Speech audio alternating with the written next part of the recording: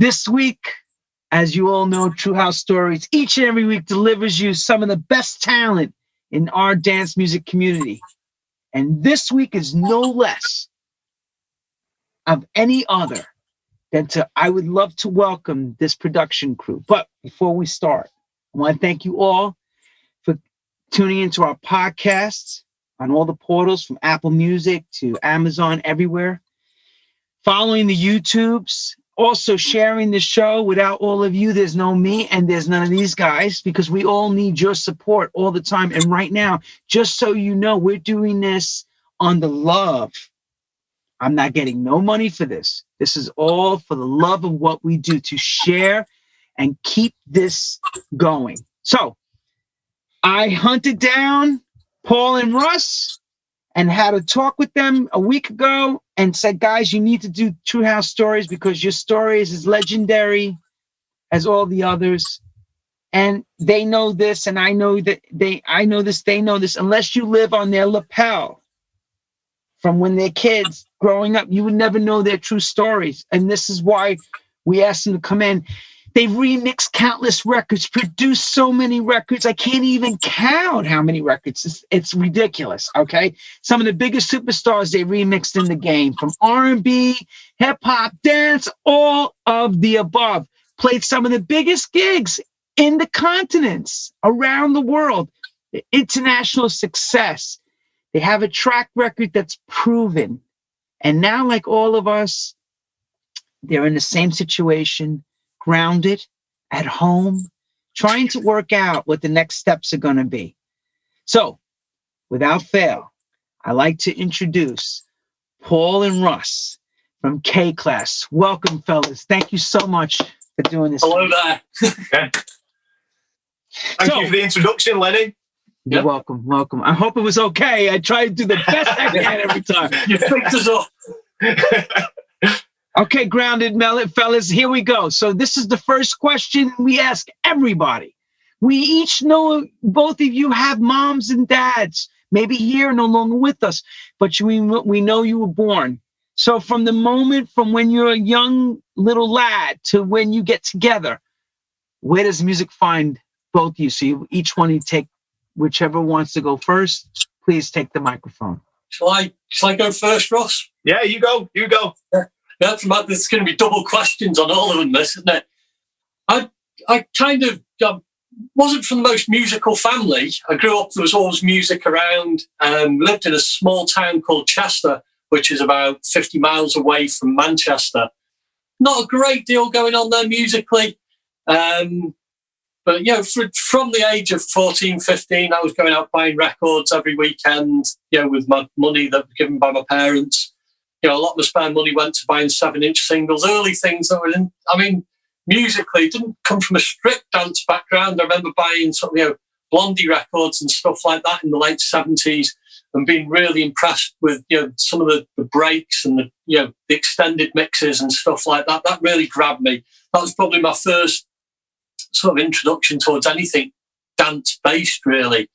And from there, that led me to bands like watching Joy Division, New Order, people like that. Then A Certain Ratio, which took me to working for bands, indie bands and stuff like that, being a guitar roadie, selling merchandise for them, got me into the business.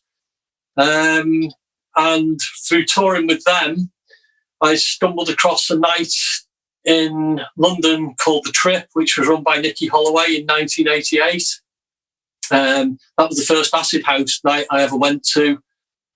People in there said, "Oh, you're from Manchester. Do you know what I mean? You've got Hacienda on your doorstep."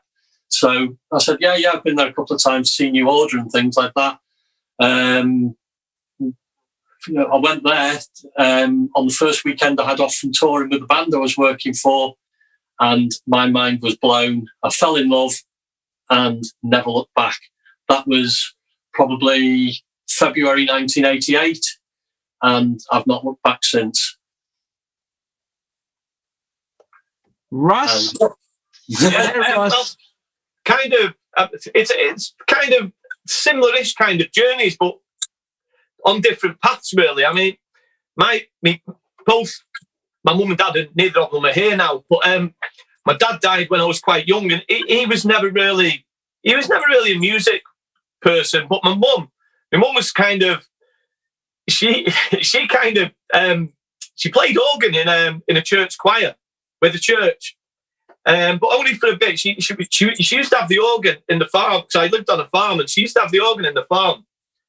But she liked country and western, and but that was never my thing. You know, that was what she liked, and you know, and my kind of musical influences came from growing up at the age of probably the late 70s.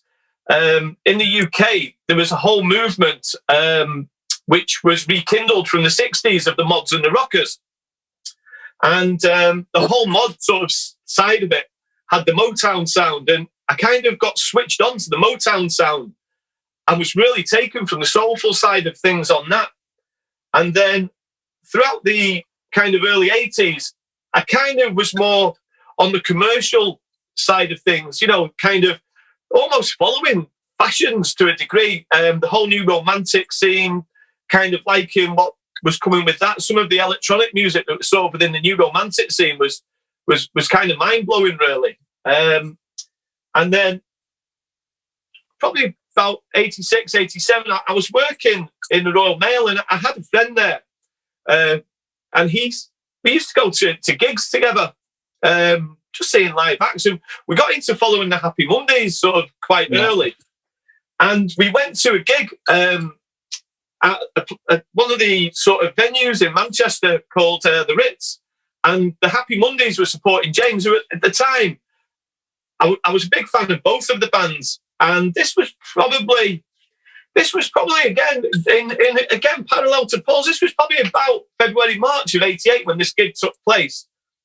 And before the Happy Mondays came on stage, the DJ who was on was just playing this crazy acid house set. And I just turned to my mate and I said, this is incredible. And he said, you should come to the Hacienda on a Friday. It's like this all the time. So it took a couple of months or so. It's probably around about August of 88 when I first went to the Hacienda. I'd had a trip there with we took a coach of us in 84, and we pretty much doubled the attendance because it was so empty when it very first opened. But to go back there in 88 was like, whoa, this is incredible. And I bumped into Paul. Only about the second or third time I'd been there, I bumped into Paul, and like we kind of knew each other. We knew each other from watching football matches, didn't we? Yeah. But we'd kind of known each other from about 1983. And I'd not seen Paul for a couple of years. So I bumped into Paul. It was like, whoa, what are you doing here? We just got talking, and we just said, you know what? Wouldn't it be great? We have no real musical background, but we said, wouldn't it be great to be able to make some music just like what's being played here? Yeah. And you know what? We kind of did. Yeah, it was crazy, wasn't it? We re-met in the Hacienda, you know, but after, you know, we knew each other, we loosely knew each other, we'd see each other in the hometown that we were brought up in. Obviously, Manchester's like sort of 40, 50 miles down the road from where we live. So we met up in the Hacienda right at the peak when it was starting to explode. The whole scene had gone from being, you know, the Hacienda had been playing house music then basically since it existed. They were always hot on getting the imports and stuff in from Chicago and stuff like that. So, you know, even on nights where they'd play bits of indie music and guitar music, house music was always present there.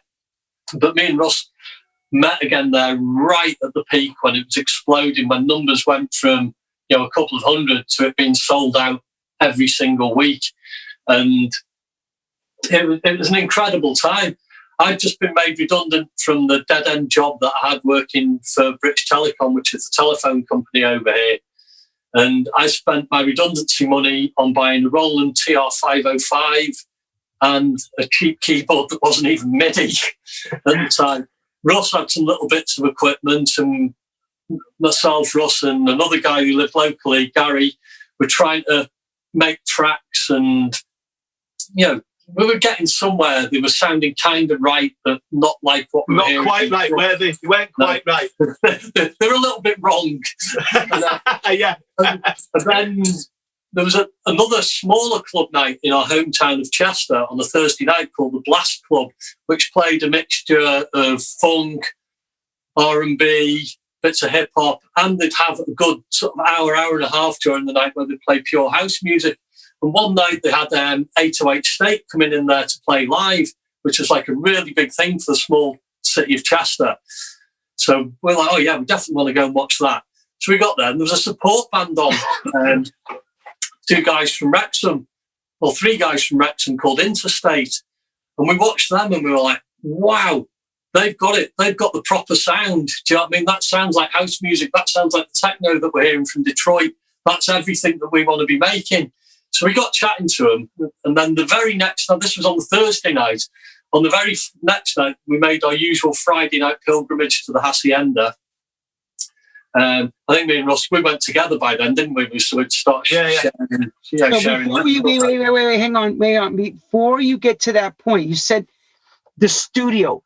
Where is this so-called lab that you both are starting to work out of? Whose house? Where is this? It was on the floor. It was on the floor in Russ's mum's house in the back room. Yeah. Oh, Russ's mom's is Russ's studio. Okay, got it now. It was literally, as Paul says, it was on the floor. Yeah, keyboards and stuff laid out on the floor and played through hi-fi speakers in the house. Yeah. that was our studio. So yeah, that was a learning curve. Yeah, it was a learning curve. A starting point. So let me understand this. So nobody went to any classes. There was no YouTube to learn anything. Absolutely nothing. We didn't have. Us not having a clue what we were doing continued probably right up until we had our first hit record. To be honest with you. And we had, like I said, we had a Roland TR-505, we had a Korg Poly 800, which we could actually manage to MIDI those together. Yeah. Some Yamaha keyboard that wasn't even MIDI. But you had something else as well, didn't you, Russ? I think you had the room and the hi-fi speakers. What was it? Was it something like the Yamaha SY22 or something like that? I think that came quite a bit later. No, not that time. That's later. SY series is later.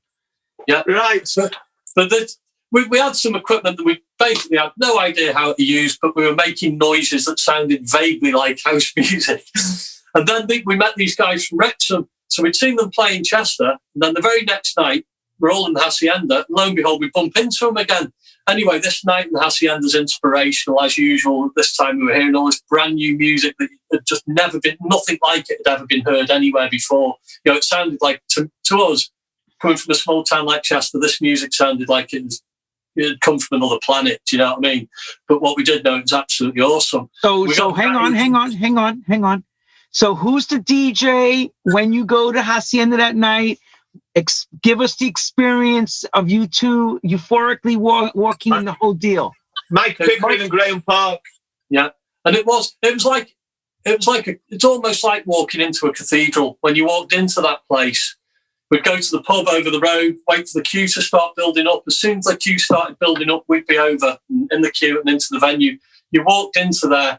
It was almost industrial, the entrance to the club. It was modelled, the venue, the actual club itself was modelled on a lot of New York clubs at the time, because Tony Wilson, who owned the venue, and New Order, who were involved, had all been to places, like Paradise Garage, stuff like that, the Loft and stuff in New York, Playhouse. They'd been to all of these places and come back and took their inspiration of what they'd seen in New York, the clubs there, and tried to create something in Manchester. Now, when they first created it in the mid-80s, it was years ahead of its time, and it was years ahead of Manchester, to be honest, at that point. Like I say, we went there in 84, and it was literally, we took a coach, 50 of us on the coach, and we more than doubled the attendance in there. Yeah, the club at that time was, like I said, was ahead of the people in Manchester. And then the population of Manchester, when house music exploded, the population grew into the venue. So by the time we were going in 88, it was just truly special in there. There was one magical thing that they used to do, and it was so simple. They hung pretty much, as you went in through the foyer area, and they hung on the entrance, huge refrigeration, plastic sheets. And so you're going into a refrigeration area. So you've got this real dull, but you open the sheets and it all came to life, all the higher, everything. So, because you were only getting the dull thump, first of all, through the refrigeration sheets. Then you walked through them and it was like, it just came to life. And it was, whoa. And they had a thing of where the lights didn't come on properly until midnight. And at midnight, the lights would all just kick in. And it was all done to timing to perfection to make the night just perfect. And, you're talking here about two young kids who are like sort of, 19, 18, 19, 20 around that time that had come from a small town. And we'd been to venues, we'd seen bands play and stuff like that, but we'd never seen anything like this. You walked into that venue and the sound, you hear people say the same thing about walking into the garage and stuff like that for the first time. The sound in there, the light, and it was just like a sensory overload. And as the music and, obviously the ecstasy thing turns up, which then sends the place up to another level again. And, by the middle of 88, it was crazy. And that was the point where we bumped into Carl and Andy, the two guys from Wrexham again, on one of these legendary night outs there that we had. Obviously in the UK then, because of licensing laws, everything finishes at 2 a.m. in the morning. So 2 a.m. comes, we're chatting to these guys who we'd seen play the night before as a support act for 808 State. And we're saying, you know what? To be honest, you guys, we like you more than them. Do you know what I mean? You've got the real deal. You sound like house music. And then they said, well, why don't you come back to our studio in Wrexham? So we went straight from the club, maybe a little bit happier than you'd normally be, and wide awake, into their studio, which was basically a spare room in someone's house. And they had a Roland TR-909. They switched that on, and that was the deal changer. We heard that. And that's what we're hearing on the records. That's what we're after. And starting that night, we started work on 4 demo tracks, which took shape over the course of that night till about 6 a.m. in the morning. Then we came back during the week, and then about a week and a half, 2 weeks later, we'd finished 4 demo tracks, which we mastered onto a TDK Chrome cassette. Because we couldn't afford the money to hire in the real machine. Would it be even fair to say we mastered them? They were well, mastered them. We recorded them. We recorded them onto a TDK Chrome cassette. And without a name for these tracks and without a name for the band, they were just track 1, 2, 3, and 4. We took them into Eastern Bloc Records in Manchester. Now, this was the record, one of 2 or 3 probably big record stores in Manchester at the time. And the thing that used to be, we'd go to the Hacienda Friday night, we'd hear all this great music, and then Saturday, if we didn't stay in Manchester at an after party, we'd go home, then we'd return to Manchester Saturday afternoon, and we'd tour Spinning Records, Piccadilly Records, but most of all, Eastern Bloc Records was the place to go. And we took this demo tape into them and said, if you've got 5 minutes, could you have a listen to this? We just want your opinion on it. So they took us downstairs into the office. They played it on the system down there. And they said, right, guys, this is absolutely brilliant. We want to release this as it is. And what's your band name? So, I haven't got one. So what are your tracks called? And so, well, they haven't got names either. 1, 2, 3, and 4. Track 3, track 4. So they said, well, you're going to have to think of a name for your band. So we sat there, we couldn't think of anything. So I know what we'll do. We'll get a dictionary and we'll let it fall open on a page.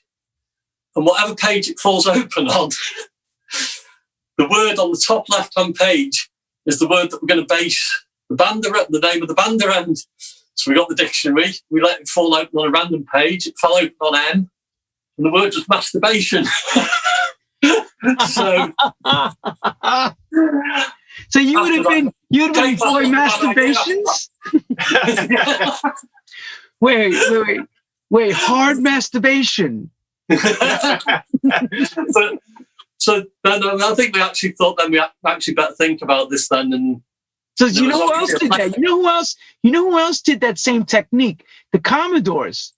They did the same thing. They did the same thing. Whatever it drops, they're gonna go with that name. For lucky for them, They got this, it was called Commodore. They grabbed and they called themselves the Commodores, but you guys were masturbations. But Paul came up with the name proper.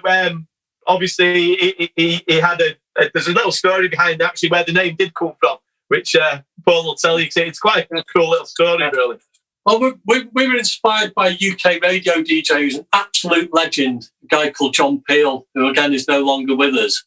He used to play all kinds of crazy music right across the board, from sort of thrash metal, hardcore punk, to indie music, to folk music, to anything. If it was not mainstream and it was not what was being played on mainstream radio, he'd support it.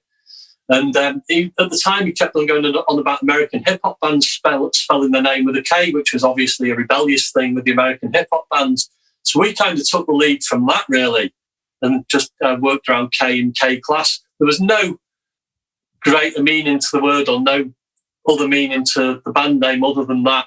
We did later find out that K Klass was a type of steam-powered submarine. And was it the First or Second World War? First World War. It was First World War. First World War. Now, what you've got to understand is that steam power and under the water in submarines don't go together. These were the least successful type of submarine ever. And apparently there was 20 of them built. And within 10 years, every single one of the K-Klass submarines either crashed, blew up, exploded, or were destroyed. The final two of them were destroyed when K11 was coming off repair at Barrow, which is a port in the north of England, sailing out into the sea on a test run. Another one was sailing back in to be scrapped, and they crashed into each other off the coast and both sank.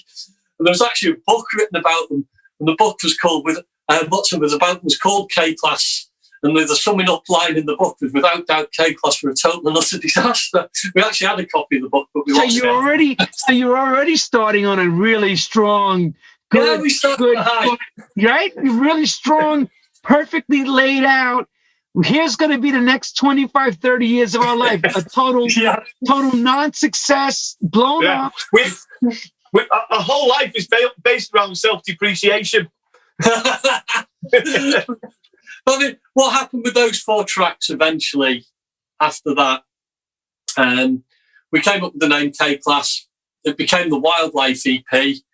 But hang on. But how lucky were you? You went to your first record label. You asked them to say, can you give it a listen? Can you give us your opinion? You weren't thinking about signing it yet. You were thinking it was even decent. And next thing you know, you have a contract thrown at you. Yeah. Literally that simple. So they said, we'll put it out like this. And I said, well, you can't put it out off a chrome cassette. We can. And it's like, well, no, we don't want to do that. So we actually went away and saved up some money between us and stuff like that, and hired a reel-to-reel tape machine to sort of record it onto a proper reel-to-reel so they could take it away and cut it from that, which we did. The process of doing that took about another 4 months or so, and then it was released as the Wildlife EP. In all this as well, it needs mentioning that the 2 guys from Wrexham, Andy Williams and Carl Thomas, were a massive, massive part of this. Do you know what I mean? Andy was the main engineer. They were doing, at that stage, the bulk of the work. Do you know what I mean? They were doing the hands-on programming. Andy especially was the engineer. Do you know what I mean? And we learned from him. Carl was the keys player.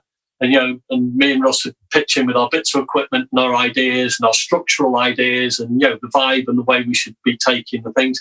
So all of a sudden, K Klass was formed as a 4-piece unit. And the Wildlife EP, out of nowhere, went on to have huge success. I mean, listening back now, it wasn't the most technically amazing thing in the world. Do you know what I mean? But that little house music and that little homegrown UK house music around at that time, that it did really, really well. I think it reached they were just taking 65. Reached 65, Paul.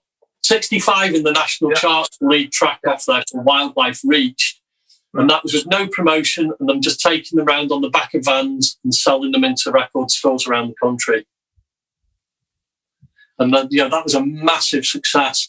So straight away then, they come back to us and they say, right, we want the follow-up. So this time we said, right, okay, for our follow-up, we're going to do a vocal track. And so we were working with an engineer in Manchester, a guy called Mark Stagg, who was producing a lot of the early house music, that was coming out of Manchester at that time. He was mix engineering it. And we said, we're looking for a vocalist. Can you find us someone? He goes, yeah, I've got just the person for you. A girl called Bobby Depassoir. She's amazing. She's young. She's fresh. She's up for it. She understands house music. She's been a fan of the music for years, probably before us, because she sort of lived in Manchester. Do you know what I mean? She was immersed in sort of like, hip hop, R&B and house music before most people even knew what it was. And we were introduced to her, and we said, yeah, let's make a vocal track, which turned into Rhythm is a Mystery. But the funny story with Rhythm is a Mystery is we went into the studio to record that with nothing. We hadn't laid down a beat. Absolutely nothing. Not even a drum beat. Yeah. And this Wait. So right now it's just like, wait. Let's make everybody understand at home what's going on here. Right. So we all end up going to a place to meet. Yeah. We bring the vocalists together. We all go there and we go, okay, now we think about, let's start. So where does it begin? This wasn't a home studio. Yeah, it's important that this wasn't a home studio as well. This was a studio we were paying for by the hour. So we went in there with nothing, not even an idea of what we want to do or how to write a song. Yeah. We were just completely naive. We could barely string 3 chords together. And we watched them say, well, the vocalist's coming. We'd not even met Bobby before. She was coming in the afternoon at 3 p.m. And we were in there at 10 a.m. with nothing, no lyrics, no nothing. So where do we start writing the song? So we all got a pen and a piece of paper. We threw some beats down, which was very much sort of Derek May, Juan Atkins, just raw 909, very, very busy hi-hat patterns. Casio VZ1 hollow bass sound, I think, was in it off this keyboard here. Yeah. Which was like a very, very... I think we used like a percussive kind of loop as well, didn't we? Kind of just a rhythmic kind of percussive loop within there. That was on the remix, wasn't it? That was on the remix. Yeah, on the very first version. The very first version, yeah. It was all programmed, raw 909 programmed. We had like loads of stuff in MIDI chains, like a 626, 727, the Rhythm Composer machines playing conga patterns and crazy stuff like that. A lot of percussion, no real chords, and a bass sound off the Casio VZ101, which was similar to things like Rhythm is Rhythm, The Dance, and Beyond the Dance. It was very much that kind of vibe, the very first version of Rhythm is a Mystery. Are we talking about Rhythm is Rhythm from Transmat Records? That Rhythm is Rhythm? Yeah. All the Detroit techno sounding stuff. Yeah. That's what was influencing us at that time. That was where we wanted to be. And so we're at home. So we're going to Hacienda. We're going all the clubs around town. And you guys, the English, were making this music coming out of Detroit. An international sensation, because even here it was not happening. It was so underground. Oh no, the big sound in the Hacienda, the sort of breakthrough sound, especially towards the end of '88, as well as all the Chicago house and all Marshall stuff and stuff like that. They'd be playing that mixed in with old Soul stuff. Things like Love Sensation and stuff like that. 10% tracks like that would get dropped in and mixed amongst all the house. It was a real, for the time, it was a really advanced, musical playlist in there. But towards the end of '88, when all the acid house things, Mike Dunn, Magic Feet, and all kinds of crazy tracks like that started coming through, future acid tracks and stuff like that. Also, the Detroit sounds, were really, really popular in there, and that at first was what was influencing us, wasn't it, Russ? Yeah. John Atkins, Derek May, Kevin Saunderson, them guys. Yeah. So the very first version of Rhythm is a Mystery was based around sort of techno rhythm and techno beats and stuff like that. And then we just literally threw a vocal over the top of it. So we're on the studio session. We've got no idea how to write a song. So we're like, where do we start? So we got pieces of paper. We started trying to write stuff down. Nothing was coming. We were that desperate in the end. I think we went over the road to the newsagents and bought a copy of the Guardian newspaper, which had an arts section in, and we were just reading through words in there, trying to come up with something, anything to start. And then there was something about a mystery, something or other was in there. We said, how about rhythm? We've got all this rhythm going on. How about Rhythm is a Mystery? And we started cobbling a song together. The very first version of Rhythm is a Mystery is not as people know that track now. It was like a very freestyle kind of thing. The chorus wasn't there. It was just a load of random vocals. Just a load of lines, wasn't it? Just a load of lines. Just it's like a early Todd Terry freestyle production with like a load of... I hadn't even worked out verses and choruses or anything like that. It was just a rhythm track with some singing over the top of it. And again, we released that. That was even more popular, even in that format. That was released as like a 4-track EP with some other tracks on it again.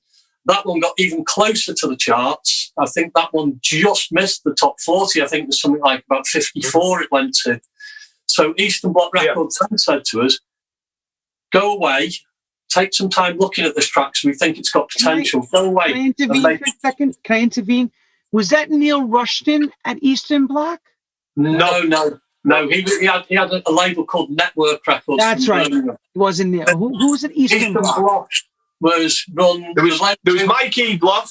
There was John. What's John's surname? There was Mikey Block, John. And I can't think of his surname. And 808 State as well were involved in the label as well, weren't they? Martin Price. Yeah. Martin Price. Yeah. Mike Kerwin was one of them, and there was John E. Block as well. But they said to us after this track got so close to the charts, they said, this track's got potential. Go away and do like a more structured version of it. Now, round about that time in the Hacienda, again, things were moving at a pace in there. The music that Graham Park and Mike Pickering were playing in there was moving at a real pace. And it shifted on now from the Detroit techno stuff. And the Italian, there was a lot of Italian Italio disco kind of influences coming through. Things like Capella, Work It to the Bone, lots of the early Italian piano stuff, FPI Project, Rich in Paradise, stuff like that were becoming absolutely huge in there. So we said, right, when we do this new mix, we're going to take some of the influence of what we're hearing here, and we're going to put some pianos in it, which is what we did. Then we sort of took one of the lines out of the track and sort of sampled it and repeated it. Move your body to the rhythm of love, which was just on off sample keys from the original vocal. So right now we've got a chorus. So what else can we do? So let's put a sax break in, mimicking the vocal line from the verse. We'll use a sax break, which we just don't, it wasn't real sax, it was just a Korg M1 sax. We put the sax break in. We didn't know how to program the chords underneath it, so we sampled a C minor 7th chord on the sampler. We got like a Prophet sort of synth sound. We sampled the C minor 7th, and then we used the sample triggers for that just on single notes to play up and down the keyboard, to put the pads behind the sax breaks. We didn't know how to play the pads. It turns out that the piano chords we used in the verse aren't proper piano chords, but they work. They were just 2-finger notes, weren't they? Yeah. It all worked and came together. We had a guy called Matthew Roberts, who was another local DJ who came in, and he helped us lay the beats down. He came in with some brilliant drum loops and stuff like that, some good percussive loops that went under it. And between all of us, we came up with what is Rhythm is a Mystery now, that as everybody knows it.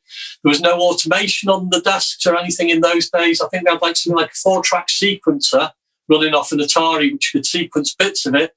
But the rest of that mix down was put down with 4 of us on the desk with our hands on mute buttons, muting and unmuting pieces. Like there's even mistakes on the last chorus on it. You listen, there's a crash cymbal that's in all the other choruses, which doesn't come in until halfway through the last chorus on there because we didn't unmute it in time.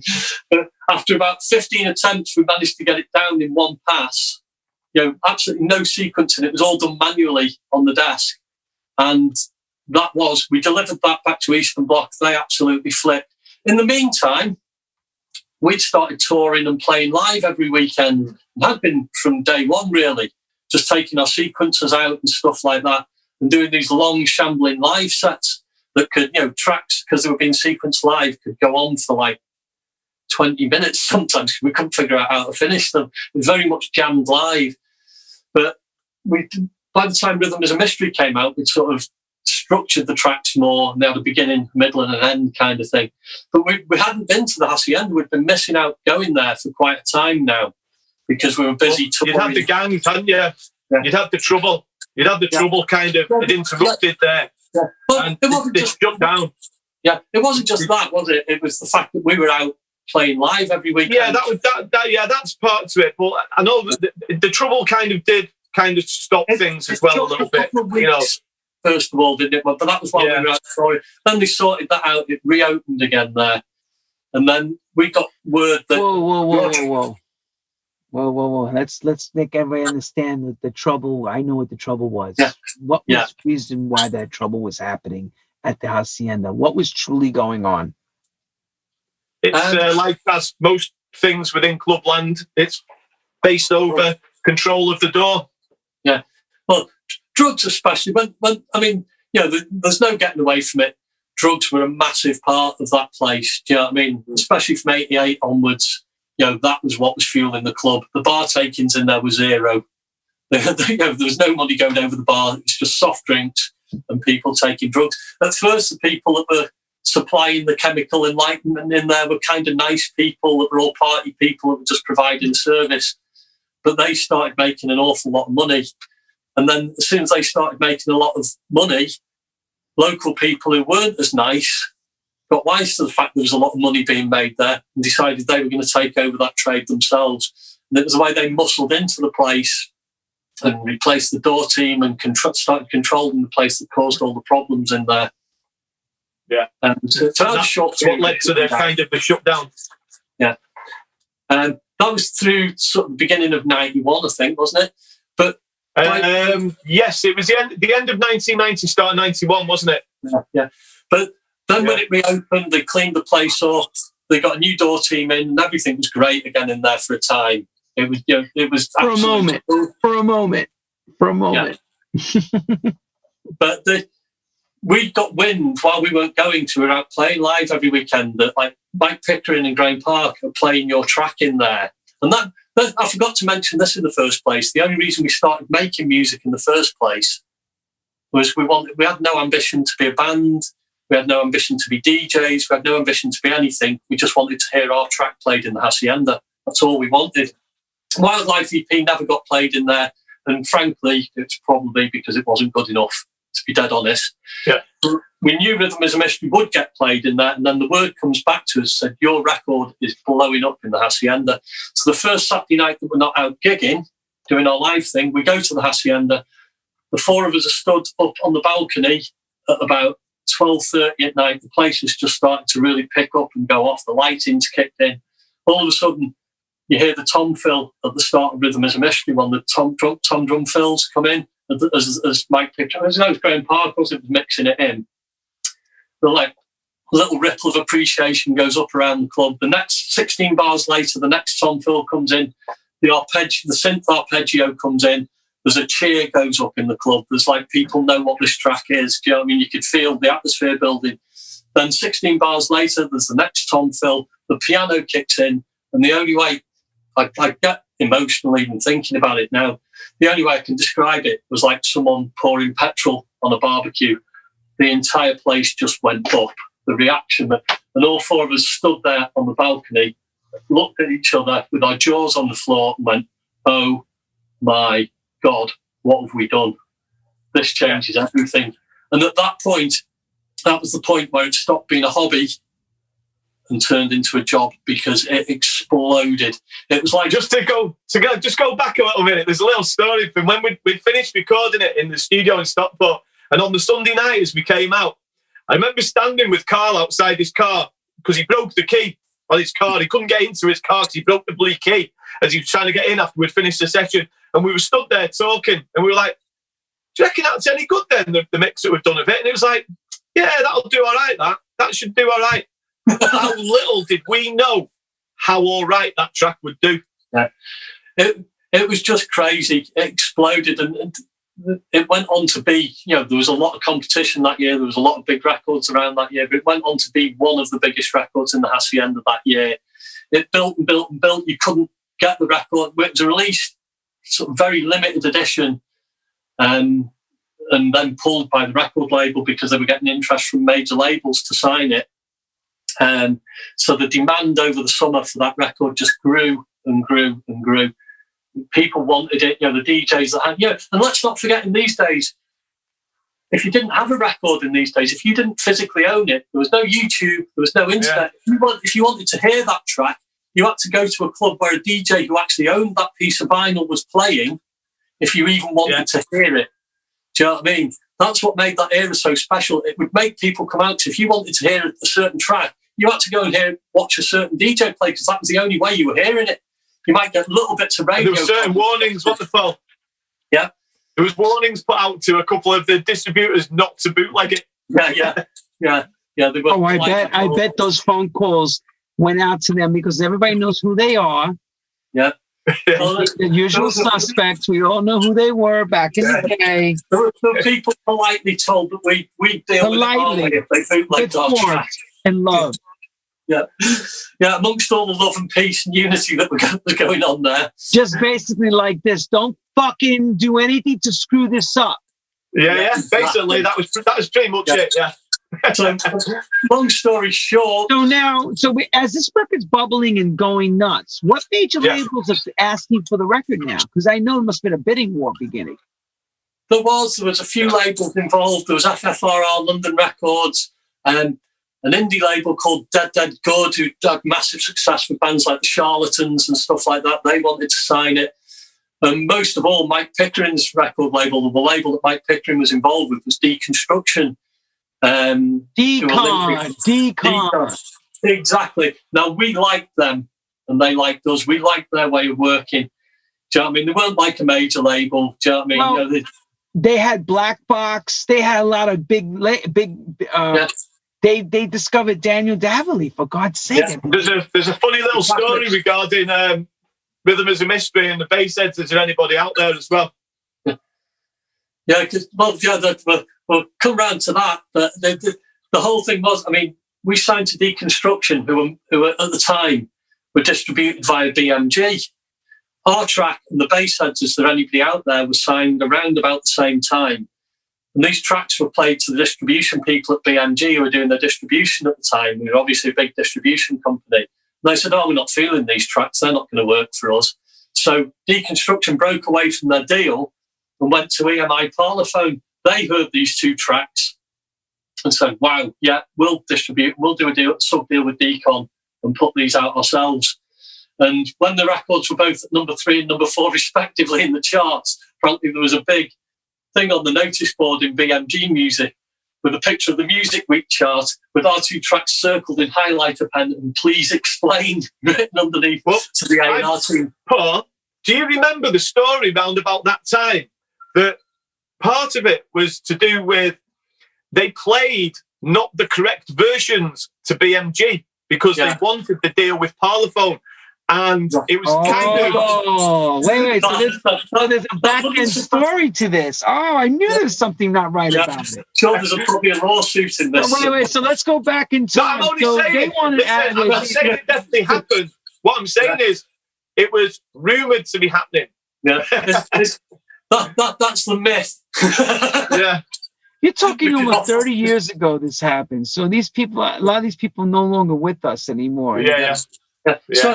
So the long and short of it was that it was finally released anyway in November of 1991, and by then everyone's saying it's going to do really, really good. But as per usual, we had no faith in ourselves or anything we did at the time.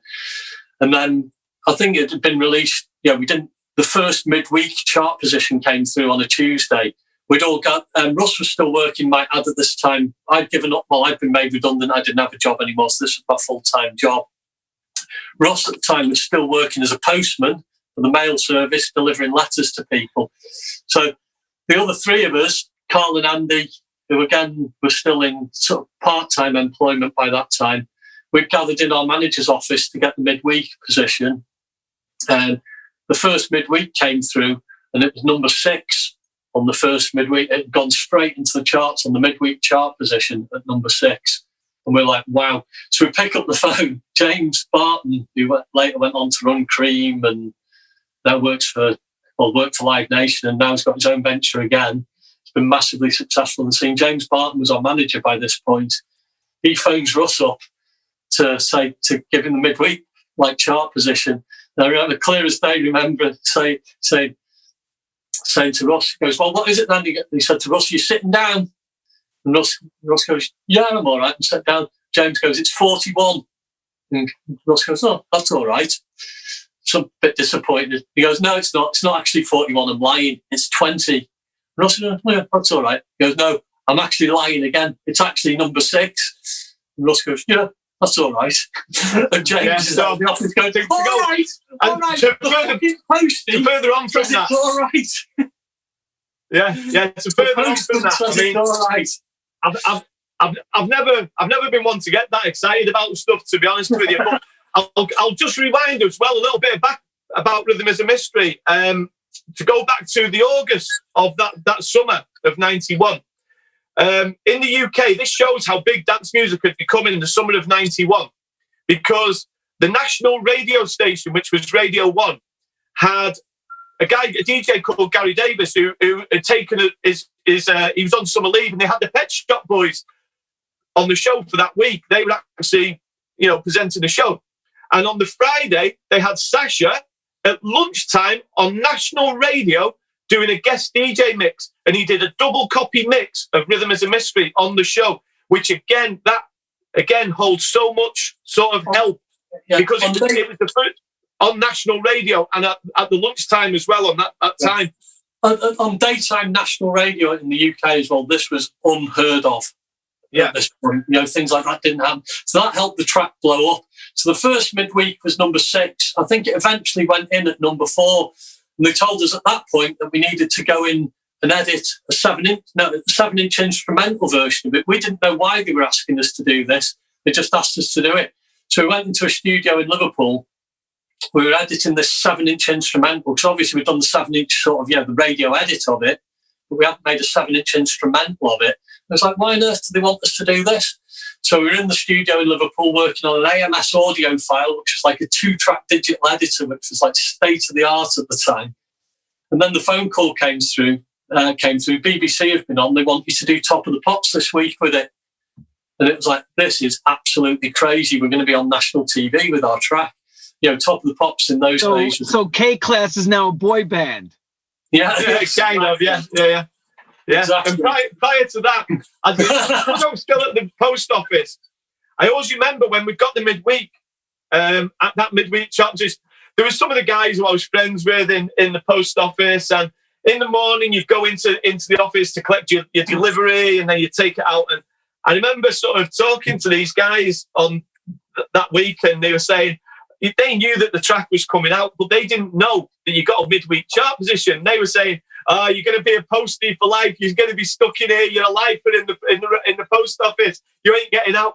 And one of the funniest things was just turning around to them saying, yeah, say what you like, lads. We've just got a midweek and number 6. And it was just one of them little moments that I always remember. And Paul, we went in at number 9 on our first week, because we always went in one place below. Always look on the bright side of life.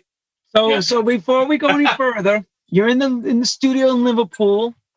You're making a 7-inch edit. Phone rings. You're number 9, technically, right? Okay. Yeah, number 9. Yeah. Now, who says to you you're going to go and do Top of the Pops? And what's the feeling between both of you? Like, what are you thinking? First of all, how big was Top of the Pops to show the BBC? Huge. Top of the Pops? Huge. Anyone in the UK will know how big that show was. For people in the States and elsewhere that probably don't get it as much, this was the be-all and end-all. Its viewer figures were enormous. It was just like the chart rundown of what, and had been for years. It was the Bible of what was current in the pop charts at the time. And, it was a big deal. A lot of, indie bands and alternative kind of bands used to claim that going on Top of the Pops was selling out. But the second that any of them got a chance to get on there, they were all on like a rat up a drain pipe. I don't think anyone ever refused going on there. Yeah. So, for us, it was a massive deal. You knew once you'd been on there that the record was A, going to fly even more, and B, you'd be set up for a couple of years' worth of work. At that point, I mean, even when we did Top of the Pops the first time with Rhythm is a Mystery, everybody else was going to the after party afterwards to go and party and stuff like that. They'd have an after show party. We had to load all our stuff back in the van and get Russ home, because he was back out the next morning at 6 o'clock in the morning delivering letters, because he hadn't given that was a surreal experience. what happened then was, for me, I kind of I stayed on for another week on at Royal Mail, because what they did, they had this option where they would offer you, you could take 6 months leave, kind of unpaid, but you would just basically, you could just go off and do what you wanted to do for 6 months. Now, leading up to this, we were obviously, we'd become sort of big news, new act straight into the charts. And I can remember one day, I was walking down the stairs in the post office from my break, and I was reading in the newspaper, in the gossip section of the newspaper, that doctors had ordered me to take a break, that I was suffering from nervous exhaustion. And I'm reading this about myself in the paper, and I'm like, wow, I'm apparently suffering from nervous exhaustion here. And it was so surreal. It was just surreal. And then when we kind of, obviously, we've done something, but like I say, I can still remember that first, putting the letter through the letterbox, that first delivery, the day after Top of the Pops. It was like the most surreal moment, because you've gone from doing something that is like on national TV to just back to delivering letters. And it was just the most, like I say, it was just a surreal time. It really was. And so I took the 6 months leave, and I've never been back to tell them that I'm actually leaving. So theoretically, I'm still kind of employed by the Royal Mail. Theoretically. Well, Tommy, so when are you going back? Well, it's coming up to 30 years now. So yeah. give it another month. The way things are at the moment, you'll be knocking on the door. I know. I could retrain and be a postman. You got the first step up the ladder already. I know. I'm going to retrain and become a postman. See, that's the story we all love. Is same like with Marshall Jefferson. He also, as well, and all the fellas worked in the Chicago post office. Yeah. Right. All this post office thing. We had that conversation with Marshall, because obviously we worked with Marshall. We did a track with Marshall, which is something further up down the line we'll come to. But yeah. Yeah, you were post office. I was working for British Telecom, which was like the telephone company. Carl delivered fish. Carl delivered fish, didn't he? Yeah. Andy was a lab technician. Poor old Carl delivered fish on a fish van, which obviously music business was a big step up from that. I bet it was. I bet it was. This is a life-changing experience. You're reading about yourselves in newspapers now. Yeah. Music is all over Radio 1. I mean, talk about going from trash to gold. Think about it. Absolutely. Yeah. Exactly that. Exactly and that. We left school, both of us, at a time, like both left. You were 83, I was 84.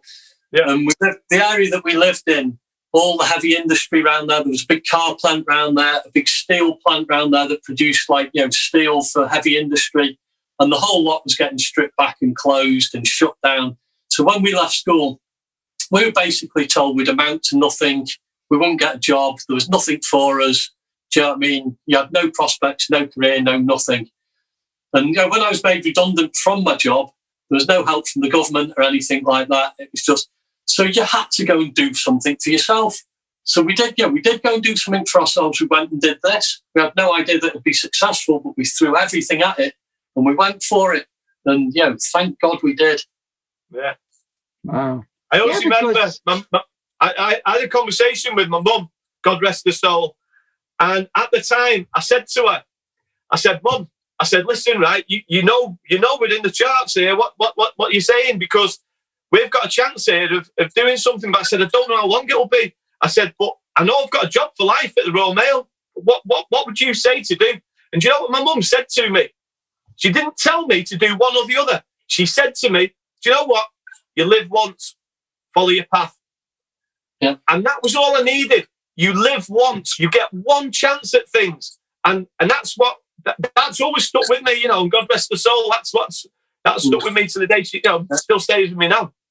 And the crazy thing is as well, when we had that hit record with that, if you'd have said to us that 30 years on, you'd still be doing the same thing, I'd have laughed at you. I said, you're insane. There is no way it's going to last us that long. We thought we'd have our 5 minutes of, 5 minutes in the limelight and that'd be it.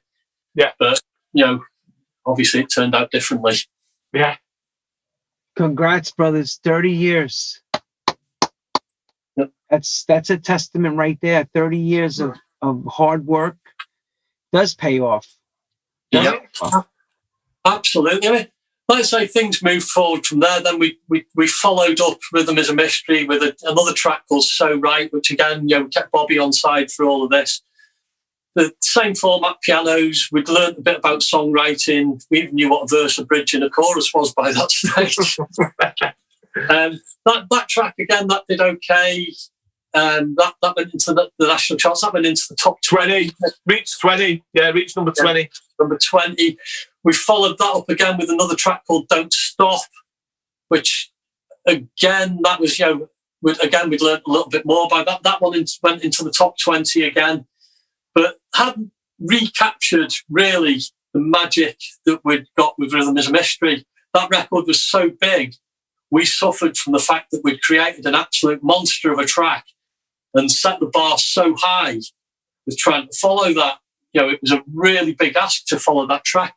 And really, it took us, in terms of singles, it took us right through till 1993. And let me show you, to equal, if not better, the success of Rhythm is a Mystery. Totally inspired by a set by Tony Humphries. Yeah. Let me show you. Again, Let Me Show You was made in one format, which never got released. And then we went back to look at it again after, by now, basically another big development had happened as well. The Hacienda had kind of waned and faded away slowly. It's still open, but a new club run by our manager, James Barton, and a guy that started off that I went to school with, called Darren Hughes. Darren Hughes and our manager, James Barton, got together, and Darren started off his first job in music was selling merchandise for our band on the road. We then gave him the job of collecting VAT tax for us because we were that stupid. We didn't realise we had to do that in the first year, and we ended up owing a load of money. So Darren came in, he helped us do that. He helped us sell merchandise, and he teamed up with our manager to start a club night in Liverpool. What's very much inspired by what was going on, sort of 30 miles down the road at the Hacienda. The very first night that we did, or how it all came about, was my birthday in, what year did Cream open? 92. 92. It was my birthday in March 1992. My birthday fell on a Tuesday night. So there was me, Darren had wanted to run club nights, James Barton was already running Successful club nights, and we went out for a night out to celebrate my birthday in Liverpool. Liverpool then was nowhere near as vibrant as it is now, and on a Tuesday night there basically wasn't much going on. We said, there's a student night down at a place called the Academy on Wolstenholme Square. That's the only place that's open after 11 p.m. So just for a late drink more than anything, we went down to the Academy on Wolstenholme Square, and we walked into just the back room where the venue was open. It was quite a quiet night, a Tuesday night, and they had a student night on in there. We walked in, it's just a black box of a room with a sound system in the corner, basic lighting, just painted black inside. We're like, I like this place. Something could happen in here. Something really good could happen in here. So we said, right, well, we'll see if we can hire the place out for, it was like my girlfriend at the time, called Sarah. It was her 21st birthday the week after. The month after, wasn't it? This was in April by now.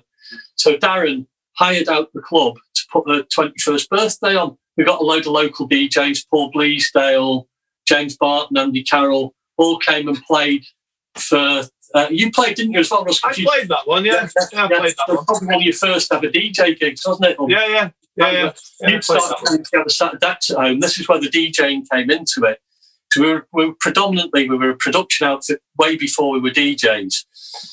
And we put this night on. We dressed the club a little bit. We put some red carpet outside. We put sort of plants and shrubbery on the entrance to the club. We changed it. We spruced it up. We made it look a little nicer than it normally was. And we got a great crowd in. We advertised the party around town between Darren, James and ourselves. And we advertised it in the college where my girlfriend went to at the time. So we got a mixture of students. There's a good gay contingent in there, wasn't there? From the gay scene around Liverpool, and and a group of regular colleagues. It was mainly a friends thing, but we got about sort of 300 or 400 people in there for this opening party. And the people who owned the venue really liked the people that we got in there. So they said 1 month later, it was Darren Hughes' girlfriend's 21st birthday party, another Sarah's birthday party. We put another night on again. Darren upped the production again and dressed the venue a little bit more. And this time, even more people turned up. So at that point, Darren and James and Andy Carroll got together. We said, we need to do something with this. So we spoke to the people with the club. And it was summer by now. The students had gone home. So they said, when the students come back in September, we want to start a regular night. And we said, well, we love the crowd that you got in. We love the people that you've got in here. Go for it.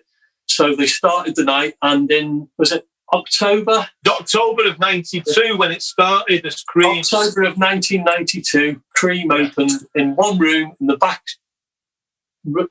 Well, the back room of the academy was called the Annex, and they had the first night there, and they called it Cream. And well, we all know what that went on to become and achieve. Yeah. When the first, but then they moved to Friday nights. They took the Friday because of the success of that.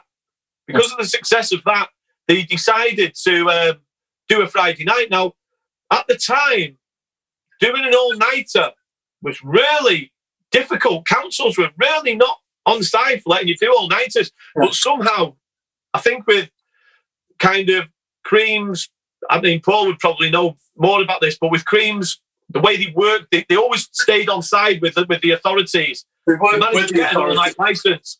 Basically, what they didn't want to do, they'd seen the mistakes that the Hacienda had made where dodgy people were getting involved and then the police were against them. What Cream did from day one, which was genius, as well as growing the brand and working their way up to the scale of resident DJs they were getting, was getting big.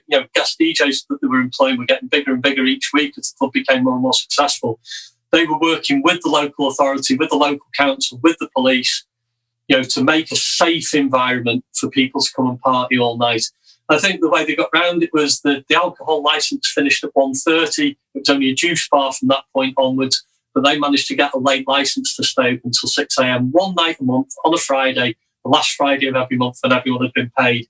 So this went on to get more and more successful. They started off with bands, with guests from the UK, people like Andrew Weatherall, Fabi Paris from London, Justin Robinson, who ran a really successful night in Manchester called Most Excellent. They progressed from these kind of DJs and then started booking for the Friday night all-nighters. They started bringing DJs over from the US. There's people like Roger Sanchez, Tony Humphreys, and people like that. And out of all of them, the most inspiring sets to us were Tony Humphreys' sets were just next level. It was unbelievable. It was. We actually took ideas. Bear in mind, the thing. Like, I just want to put this point across here, which is quite relevant. As K Klass, we very, very rarely sampled stuff. Very rarely. No, we always used fresh and original sounds. Now, we did take a drum loop for Let Me Show You. We took a drum loop for Rhythm is Mystical. Yeah, but the only drum loop we took, the only thing that was sampled, we sampled two things. We sampled a tiny little snippet, actually, on Let Me Show You on the intro. We took a drum loop and we took ideas, didn't we, off about 4 or 5 different records, but just ideas. The great thing about Tony Humphreys and the great thing about his set that inspired Let Me Show You that night was that he'd be playing sort of like, soulful house tracks, all songs and full vocals and stuff like that. And then out of nowhere, he'd drop a really heavy techno track into the middle of it, just like a total curveball.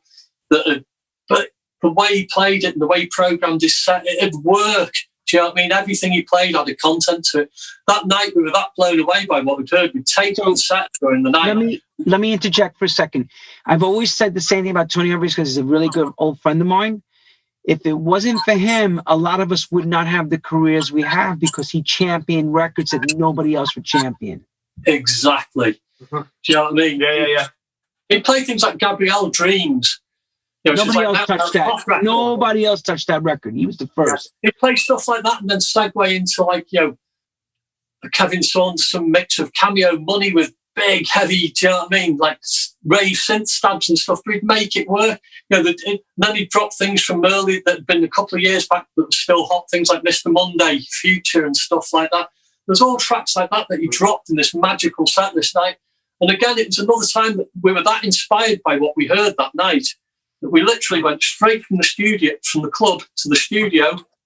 We went in there and put together the basis of what became the main mix of Let Me Show You, which again went on to be a massive success for us in 1993. Mm-hmm. And as a little joke, I'll just throw a little joke in there. The chords contained 3 notes, not 2. Yeah, we've gone off the note on the chords by now. The third finger. So the 2-note chord became the 3-note chord. Yeah. we progressed. We were learning all the time. But you had no keyboard player, basically. You guys were doing it yourselves, just figuring out. Carl, one of the guys that was with us at that point, he was quite a proficient keyboard player. He was good, do you know what I mean? But again, he was self-taught. He wasn't a classically trained pianist or anything like that. He never had music lessons. He taught himself through sheer hard work. And he came up with the Let Me Show You, with a bit of guidance, he came up with, the hook on that is absolutely massive. Do you know what I mean? That was his work. From Let Me Show You again, then, the story kind of rolled in. Obviously we had the Top of the Pops performance came with that again. By now, we were in massive demand. We were playing live every single week without fail. We took it more live, didn't we? We went more live. Yeah. We performed live as well, whereas a lot of people used to use playback DATs and stuff like that. Our tracks were live, do you know what I mean? The vocals were live. Everything about it was live. So that was going on, the tracks were going on. Then we started getting offers. Well, first of all, we moved into sort of remixing then. And the remixing came about, I think New Order had an album out, and we hadn't been asked to mix any of it. They'd asked all these people, but nothing to do with New Order. And I was obviously a fan from years ago. We all were. We all liked them to an extent. We're like, this isn't right. We should be doing a mix on this. So on one afternoon in the studio, midweek, we'd been to the pub at lunchtime. We'd had a few drinks and we were feeling cheeky. So I just picked up the phone, phoned up FFR, London Records, who were basically looking after New Order by that stage. It's after Factory had sort of passed away. I just phoned up. I was just like really cheeky, phoned up their head of A&R at the time. Said, "Boy, you got this New Order album coming out. Why the fuck haven't you asked us to do a remix on it?" And they was like, "Oh, sorry." And basically they came back to us and said, "Well, here it is, do it on spec, here's the parts. You want to do it, do it. If we like it, we'll use it." We did the remix for them. They liked it, they used it, they paid us for it. Went really, really well. We did another remix for it this time on a track called Ruin in a Day. It was the second New Order remix we did. This time they used our mix as the A-side mix rather than New Order. They used ours for the radio edit. And New Order went on Top of the Pops performing instrumentation that we'd written, which was was part of the remix, which was incredible. The remixes then turned into a really big thing. We started getting offered, we got offered a remix by obviously the late great Denise Johnson, a Manchester artist who sadly just passed away. Absolute tragedy. Which was the name. We did a remix for her called Raise the Rising Sun. We were really finding our feet with how to handle songs by now. I think we're up to 4 fingers in the chords by now. And things were starting to move along really, really nicely. Then we started getting offers to remix like R&B tracks and stuff like that from American labels and from MCA and record labels like that. So the Bobby Brown track came to us, Two Can Play That Game. We were offered to do that. It came to us as a 110 BPM swing beat pop R&B track. It was just totally unrecognisable from what it turned into. So it's like, how can we make a house track out of this? So we stripped away all of the drums, all of the original instrumentation. We were just left with the vocal. And we said, right. So we got it into the sampler. We said, right, this needs to go up from 110 BPM. This needs to be at a house tempo of, at least 121 BPM, around that kind of mark. The only way to do that at the time was put the vocals into the sampler, one line at a time, time stretched them one line at a time, and put them on the sequencer as MIDI notes. And it took us 2 days of programming just to get the vocals up to 120 BPM. Do you know what? As Paul's just to interrupt, as Paul's saying that, I've just got these things going in there, and I'm like, oh God, remembering them days. I'm just remembering them days. I remember back then we were using a program called Time Bandit or something like that. That's right. Yeah, we didn't have anything that technical. That was advanced for us. So Time Bandit was like the first of its kind. It was like, whoa. We're time stretching one line at a time till it sounded right in the S1000. And then it came to the middle bit with a rap in the middle of the track. And it was like, well, this isn't going to work. There's too many lyrics in this. This isn't going to work at 120 BPM. So what we did, we had to figure out a way of dropping the tempo from 120 back down to its original tempo of 110, which we did on a thing called System Exclusive within MIDI, which was like a really hard thing to program. Then we had the rap in the middle of the song at 110 BPM. And then stage by stage, we did a piano break with block chords. And on each block chord, it sped up by a couple of BPM to the point where it came back to 120 BPM pretty seamlessly in one go. And the whole programming of that drop section took about a day to do. We just finished making it work at night. We were saving the data on the S1000, the sampler, at the time at the end of the studio session, about 2 a.m. in the morning. We're shutting everything down. You see Carl, who was with us at the time, lean over to the power switch on the wall while the sampler was saving and turn off the power switch on the sampler, which meant we lost all the work that we'd just done that day. It like vanished in front of us. I just remember it like slow motion. 2 days of work just pissed away in 2 secs. Yeah, exactly. So well, you've got to understand that we spent God knows how many days just pissing away doing nothing in the studio anyway. So that, what was another 2 days? You blocked out the room. It was your room. You could take a break. Take a break. I mean, from then onwards, I mean, obviously that remix went on to be a massive success. Went on to be one of the biggest selling dance records of that year. It went to number 3 in the charts. It virtually relaunched Bobby Brown's career over here. So the remix offers just flew in from that point. It was just crazy, bigger and bigger artists. I remember that year, we were getting like your Juliet Robertses, Janet Jackson, Luther Vandross, Simon Dunmore, who worked for A&M Records at the time, started coming to us for remixes with really good projects as well. We were doing the same kind of caliber of mixes after a while that, people like Frankie Knuckles, David Morales, all the Death Mix boys. In the UK, we were doing the same budget projects that they were doing. And it was just amazing because, again, these were all guys that we totally looked up to. And it was an incredible time. I remember going to the New Music Seminar when it was still in New York that year, in about 96, 97, sometime around then.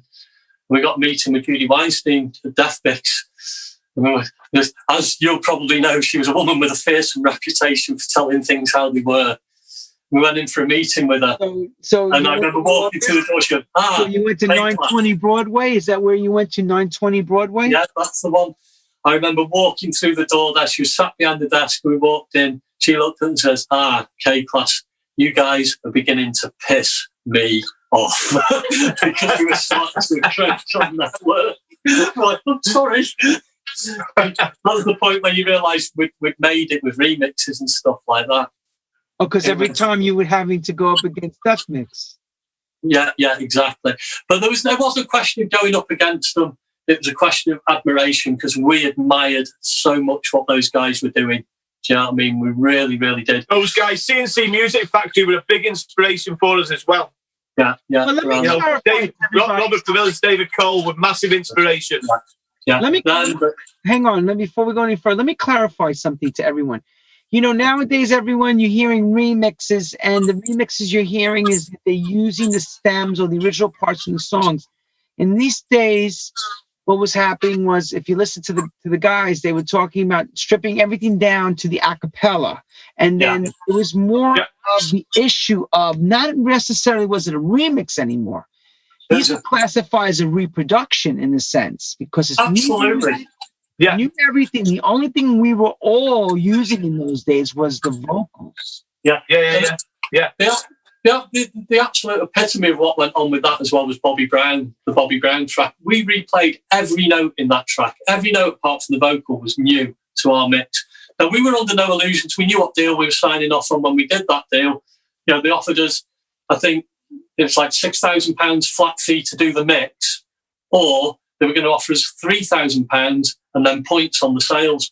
But we kind of thought, I don't know, do you know what I mean? Bobby Brown's, you know, his career's kind of not at its peak anymore.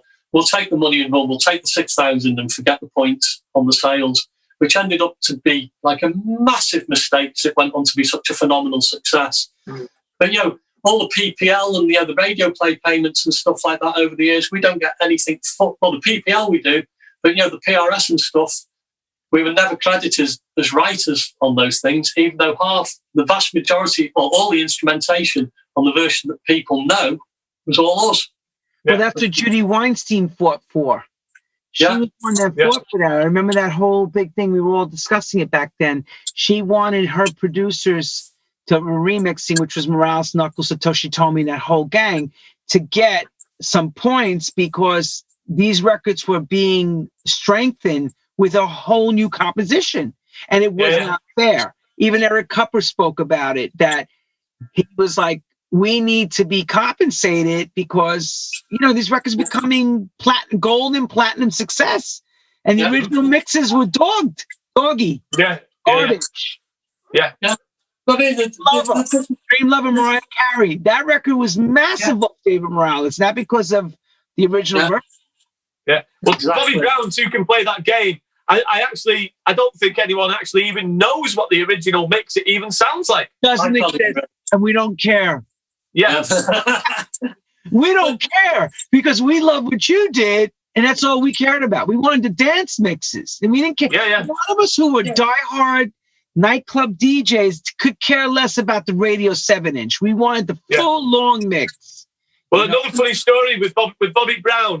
We did get told by somebody from the Manchester Music School that the chord structure is not a classic chord structure, but that's the beauty of not being classically trained musicians.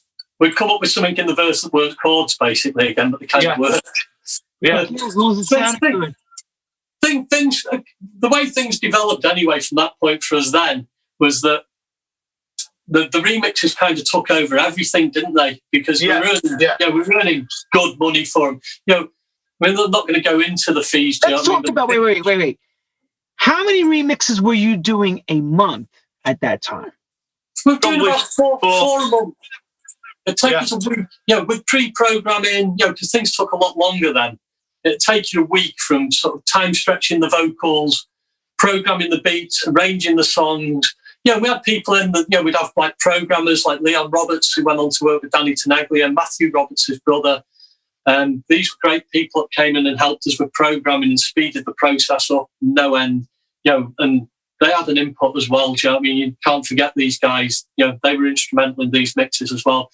We had other engineers that come in sometimes, you know, on bigger mixes and stuff and help us. But the vast majority of it was engineered by Andy Williams, who's no longer part of the setup, unfortunately. But the remixes kind of took over everything. The live performance sort of faded away and took a back seat at this point because the remixes were just everything. And the remixes sort of rose to a pinnacle where we got asked to remix Frankie Knuckles and Adiva, What Do You Want From Me for Virgin America. And to me personally, that is our best ever, but still my favourite, you know, I think is our best ever work to this day. As a piece of music, again, we took all the original backing track away and we just worked off the vocal. And the way that track progresses musically and the feeling, by now we've brought in an external keyboard player, a guy called John Dennison, who'd worked on like Manchester R&B tracks, you know, bands like 52nd Street, stuff like that. So he really knew those soulful R&B chords. He knew how to make these records sing. And he came in and just came up with the most wonderful set of keys you've ever heard on that track. You know, very much influenced by that Eric Kupper kind of vibe, you know, Death Mix kind of vibe. We have like big sort of gospel organ rises in it and stuff. And it's just an inspiration. To this day, when I listen to it, it's an inspirational piece of music. We've been told that Frankie really, really liked this track. Do you know what I mean? He was really impressed. He was playing the remix out. He was absolutely hammering our version of it.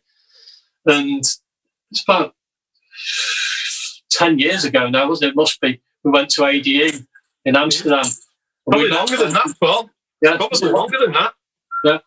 But we met Frankie at ADE in Amsterdam, and he pulled us at a show he was doing. He pulled us to one side and said, "That remix you did for us is my favourite remix that's ever been made of one of my pieces of work." He goes, "It's absolutely inspirational." And we're like, you know what? Now we've been told that by you, we can pretty much give up. That's our career finished. It gets no higher than this. Do you know what I mean? That's us finished. But, again, none of us ever knew this, that Frankie even had that much admiration for that mix until he told us this. May Frankie Knuckles live on forever and ever through all of us through this music. Yeah. Still to this day. So here we go. We're monkeying around with Eastern Bloc, with a demo, and then all of a sudden now we have a real business model.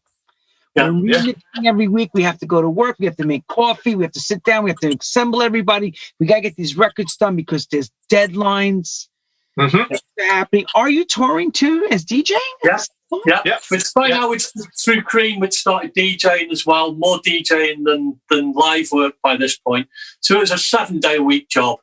You're in the studio from 11 a.m. till 2 a.m. every morning, 11 a.m. in the morning right through till 2 a.m. in the morning, 5 days a week, straight out the studio at the weekends, straight on the road to DJ, collapse on a Sunday evening for a few hours, straight back into the studio Monday morning. And this went on for 4 or 5 years, would you say, Russ? Constantly with the remixing, yeah. And again, this went on. I sort of documented this again recently, sort of in early 2000s as well. Big thing, we got nominated for a Grammy, didn't we? For 2002. It was 2002. Yeah, which came completely out of nowhere. It was a real surprise to us. We got nominated for Samantha Mumba, Baby Come On Over. We were the first ever UK artist to be nominated in the Best Remix category. We didn't win it. Deep Dish won it that year, but we actually got to go over to LA for the ceremony and stuff like that, which was, for 4 lads that started out in school that were told that we'd achieve nothing and we'd be nothing. All of a sudden, there we are at the Grammys. Yeah, just to be nominated, to get down to that last 5, it's like the Oscars, isn't it? It's the musical Oscars. It's like you get down to the last 5 and you're hoping that your name gets pulled out the envelope. Unfortunately, it didn't. But, did you guys ever argue as far as a group? Is K Klass, or you? What's the pecking order as far as how this workflow rolls for you guys? Do you know what?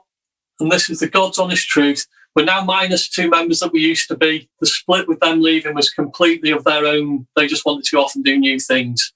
And between us, Ross, honestly, if we ever had an argument... I'll say this now, right? I love Paul to bits. He's like my brother. And I'll use an expletive in this when I say he's like my fucking brother. Because that's how it is. And I'll say the same as well about Bobby. But you see, for Paul's wife, Bobby's like, she's like my sister. Do you know what I mean? It's like we're family. That's how it is.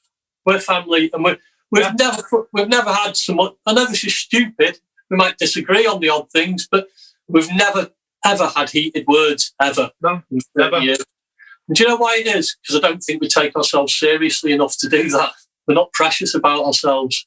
So you're still playing around, pretending to be in the business, playing on. No, it's respect. We respect each other's opinion. So if say like. Paul might say to me, "What do you think of this?" And I'll say, "Oh, well, I'm not keen on that." And then it might be the same way. I'll say, "Paul, what do you think of that?" We respect each other's decision, and if you've got respect and you absolutely, you totally respect the other person's opinion, and you're not going to kind of like full of yourself that you say, "Oh, my way or the highway." Yeah. You respect each other's opinion, and that's how it is with us. Yeah, and that's the way it's always been. It's the way it always will be as well. And we'll go back to the story, moving the story along now. It's not all been a bed of roses. It's not all been brilliant. Tell us some of the dark parts. What happened? What was some of the horror shows that you had to do? Oh, man. Well, again, around 2000, musical taste changed. The tempo of everything speeded up. Trance music became massive in the UK. And the traditional house sound, as was, started to wane a little bit. And then there was a big wave, another resurgence in so-called progressive house, which was really sort of tracky, loopy and repetitive, which again was never really our sound. And, you know, in the early 2000s, our popularity kind of waned a little bit. We weren't getting the fees for remixes we used to be getting. We had a massive big recording studio that we'd built and poured hundreds of thousands of pounds into. We actually bought a nuclear fallout shelter from the Ministry of Defence that was decommissioned after the Cold War ended. And we got the guy who designed the Verona Opera House to come in and do all the acoustics and build a massive, big, beautiful mixing room in there with literally hundreds of thousands of pounds worth of equipment in there. But as we finished building this with all this massive analog kit and a beautiful Calrac desk with all Neve components and EQs and compressors and stuff on it, all Neve dynamics across this massive big desk, all of a sudden, the thing to do was to go digital. And we saw the studio shrink around us, and everything came more and more into the box, more and more plugins and stuff like that. And it was probably a little bit alien to us, really. And as things shrunk and went into the box, the studio started running up debts. We ended up owing a whole pile of money to to the landlords who had the building on a long-term lease from. And all of a sudden, we were struggling. And we were doing we ended up getting landed with massive big tax bills because all of a sudden we went from earning a lot of money to not earning as much money. You know, things got tough for a few years. The death of vinyl didn't help us either, did it? The start of of MP3 file sharing and stuff like that. Just about the time when LimeWire. Yeah, exactly. And all that stuff came out where you can download all the stuff for free. And also that other thing where you're able to get all the MP3s come out. And oh yeah, I know. I remember Napster, wasn't it? Napster, yes. The advent of Napster, yes. All of a sudden, there was no money in dance remixes. All of a sudden, the only remixes that were paying money then were like pop records. We ended up doing radio versions for bands like the Cause and people like that. Another Level, and it was. I'm not saying we enjoyed doing them because it was a new challenge, it's a new thing to get into, but we were doing these things to pay the tax bills, to pay stuff off. And we'll be honest, we did tracks then that you don't shout about on your CV. No, they were literally for the money. I can actually stamp the time when this all changed within 2 seconds. Yeah. The buildings came down around 9/11, 2001. And I remember here in America, in New York, the dance music industry within 2 weeks was closed. Record labels closing, major labels with dance departments gone. So all those big remixes, as far as everybody getting commissions to like yourselves, myself, whoever it would be, masters of work, that kind of stopped instantaneously. Yeah, it was just crazy. The whole thing started to fold around us, but we soldiered on. Two of the guys that we made a decision that we had to sell the studio. We sold all the equipment off as a one-job lot because save arguments as to who got what bits of equipment. We sold the whole lot as a going concern. It took us about a year and a half to get the studio sold. It was massively stressful doing all of that. Through the stress of all of that, two of the people that were with us, Carl and Andy, decided that they'd had enough and they were moving on to pastures new. My head went west for a while. Yeah, Russ. You suffered mentally. I had mental health issues through it all.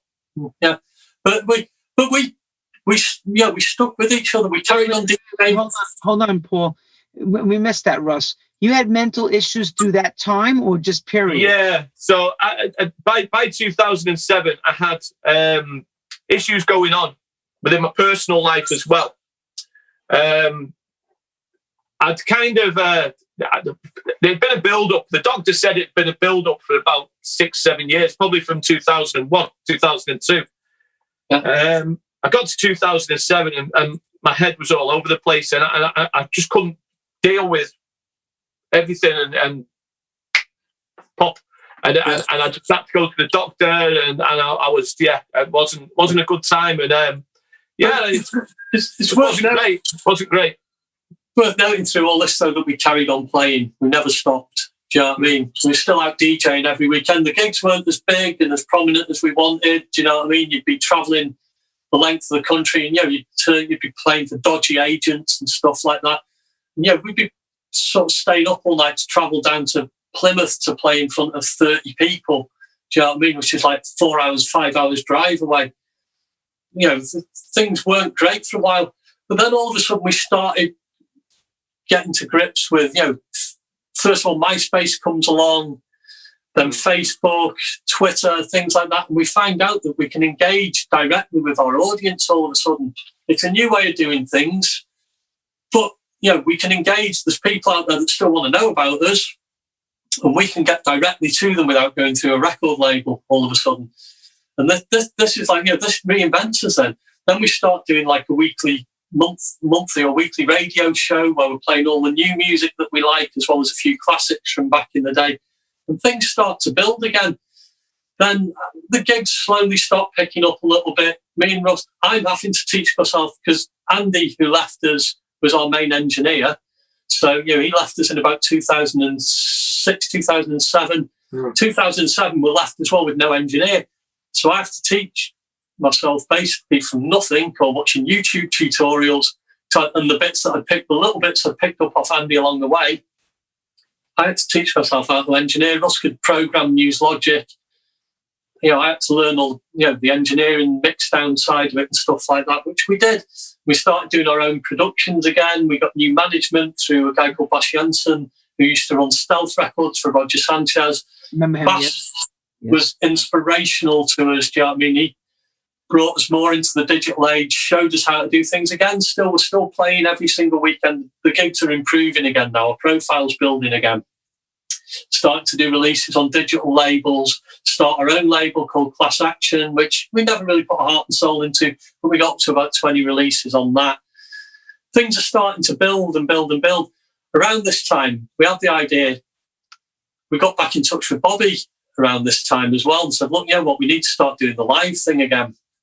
So Bobby starts doing a few PAs and stuff where we're just using a backing track with Bobby singing live vocals in the middle of our DJ sets. This starts really taking off again for us, and getting us loads more bookings.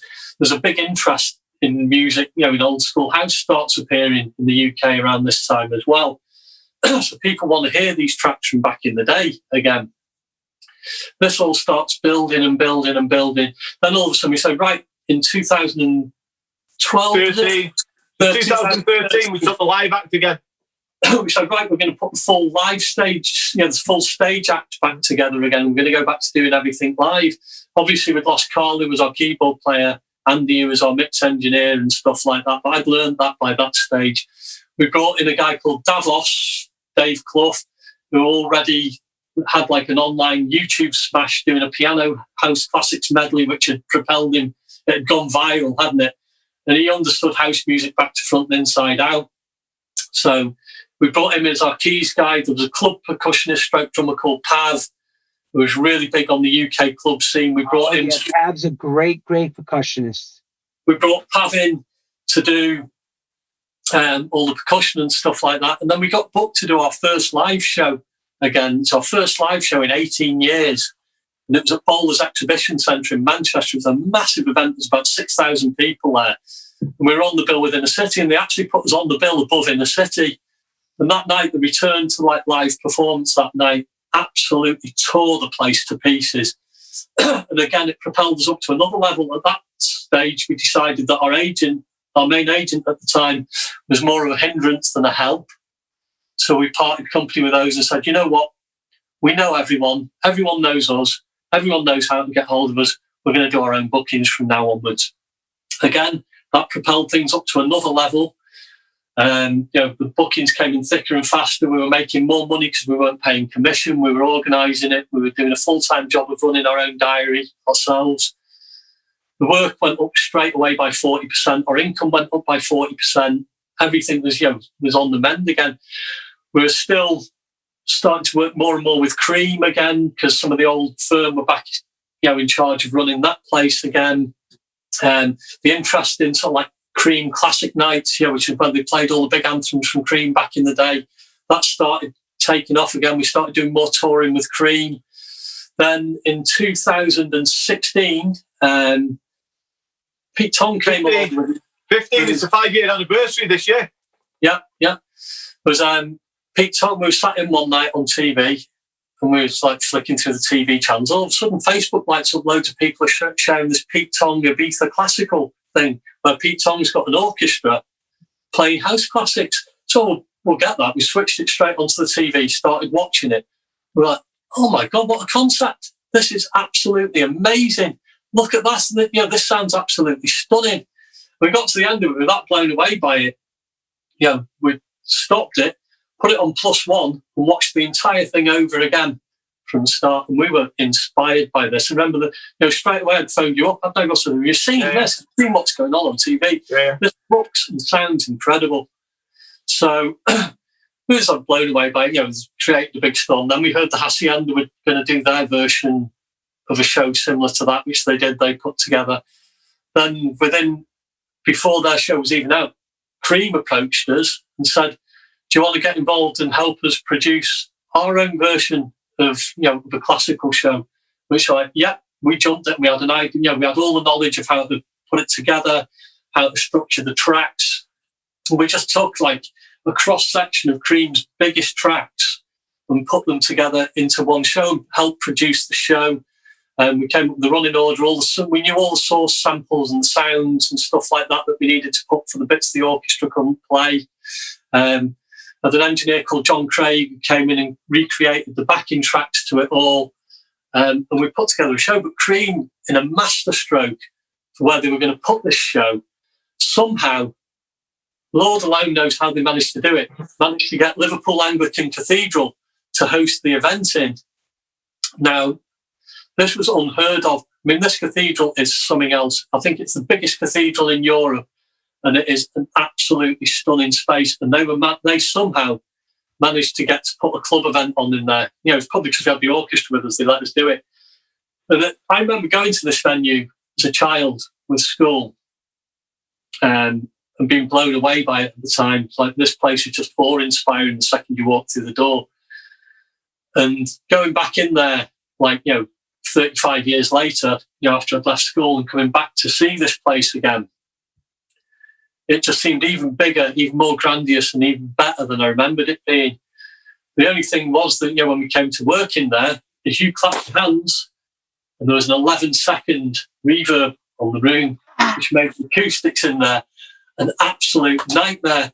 We had no idea till the day that we did the show, even if it was going to work. We knew the orchestra and the vocals would sound incredible, but we didn't know how the drum beats would react. But they got a really good audio company and they got Adlib Audio in to do it. They analysed the room, they put delays in, and the second we ran up the backing beats for the orchestra to play up about 2 days before when we were testing it, and we heard that run up, it was like, my God, they've got it right. This is going to work. This is going to sound incredible. And the experience of being in that building and hearing those tracks played like that, we recreated the backing tracks, the electronic pieces, really faithfully to the originals. We reverse engineered all the tracks. John Craig did a brilliant job of making, mixing the tracks down, making them sound really tight. But to hear the tracks sound exactly as you knew them, but then with this third dimensional sort of element of an orchestra playing all the strings and all the sections that they could recreate amongst it, just took these tracks to a next level. And the experience of being in that building, hearing those tracks played and delivered in such an open 3-dimensional way, just blew people's minds. There was people in the audience the first night we did that, literally in tears. It was, there's a lot of these other classical shows that have been around and done the rounds that are absolutely stunning and sound great. But that show, the first time we did that in 2016 in that venue, the way that sounded and the lighting and laser and production show that Cream put on with it was just like nothing I've ever seen or heard. Above being in the Hacienda, above being in anything. The actual sensory overload that you got from being in there and seeing the production and hearing these tracks delivered this way was like nothing anyone in there had ever seen before. It really was pretty special. As you can imagine, the actual organ, the cathedral organ in there is a very, very big instrument. Well, it's the biggest organ in the world. What's the biggest church organ in the world? Yeah, one of the tracks that we had in the show had an organ in it. Was Felix? Felix, yeah. So they came up with the idea that they were going to incorporate using the cathedral organ within the show. Now, they only did it. They didn't do it in the sound check. They only did it actually as the show took place. And Paul and me stood on stage, and it seemed to suck the whole air out of the room around you. It was absolutely just mind blowing to hear the organ, the actual cathedral organ, within the whole show like that was just unbelievable. It was absolutely phenomenal. It's like I've never heard or experienced a sound like it since. It was like the room was already reverberating. Obviously, you got 11 seconds on the room. All of a sudden, when this church organ kicked in, playing the riff of Felix, Don't You Want My Lovin', it's like every molecule of air in that room started to move around you. It was the weirdest experience ever, and people were just blown away by what they heard. The guy that played the organ was a genius as well, because there was such a delay. He had to play something like about a second and a half ahead of what he was hearing for it to be in time, but he got it nailed. You listen back to the recording, and he nailed it bang on as well. Yeah. So, I mean, a combination.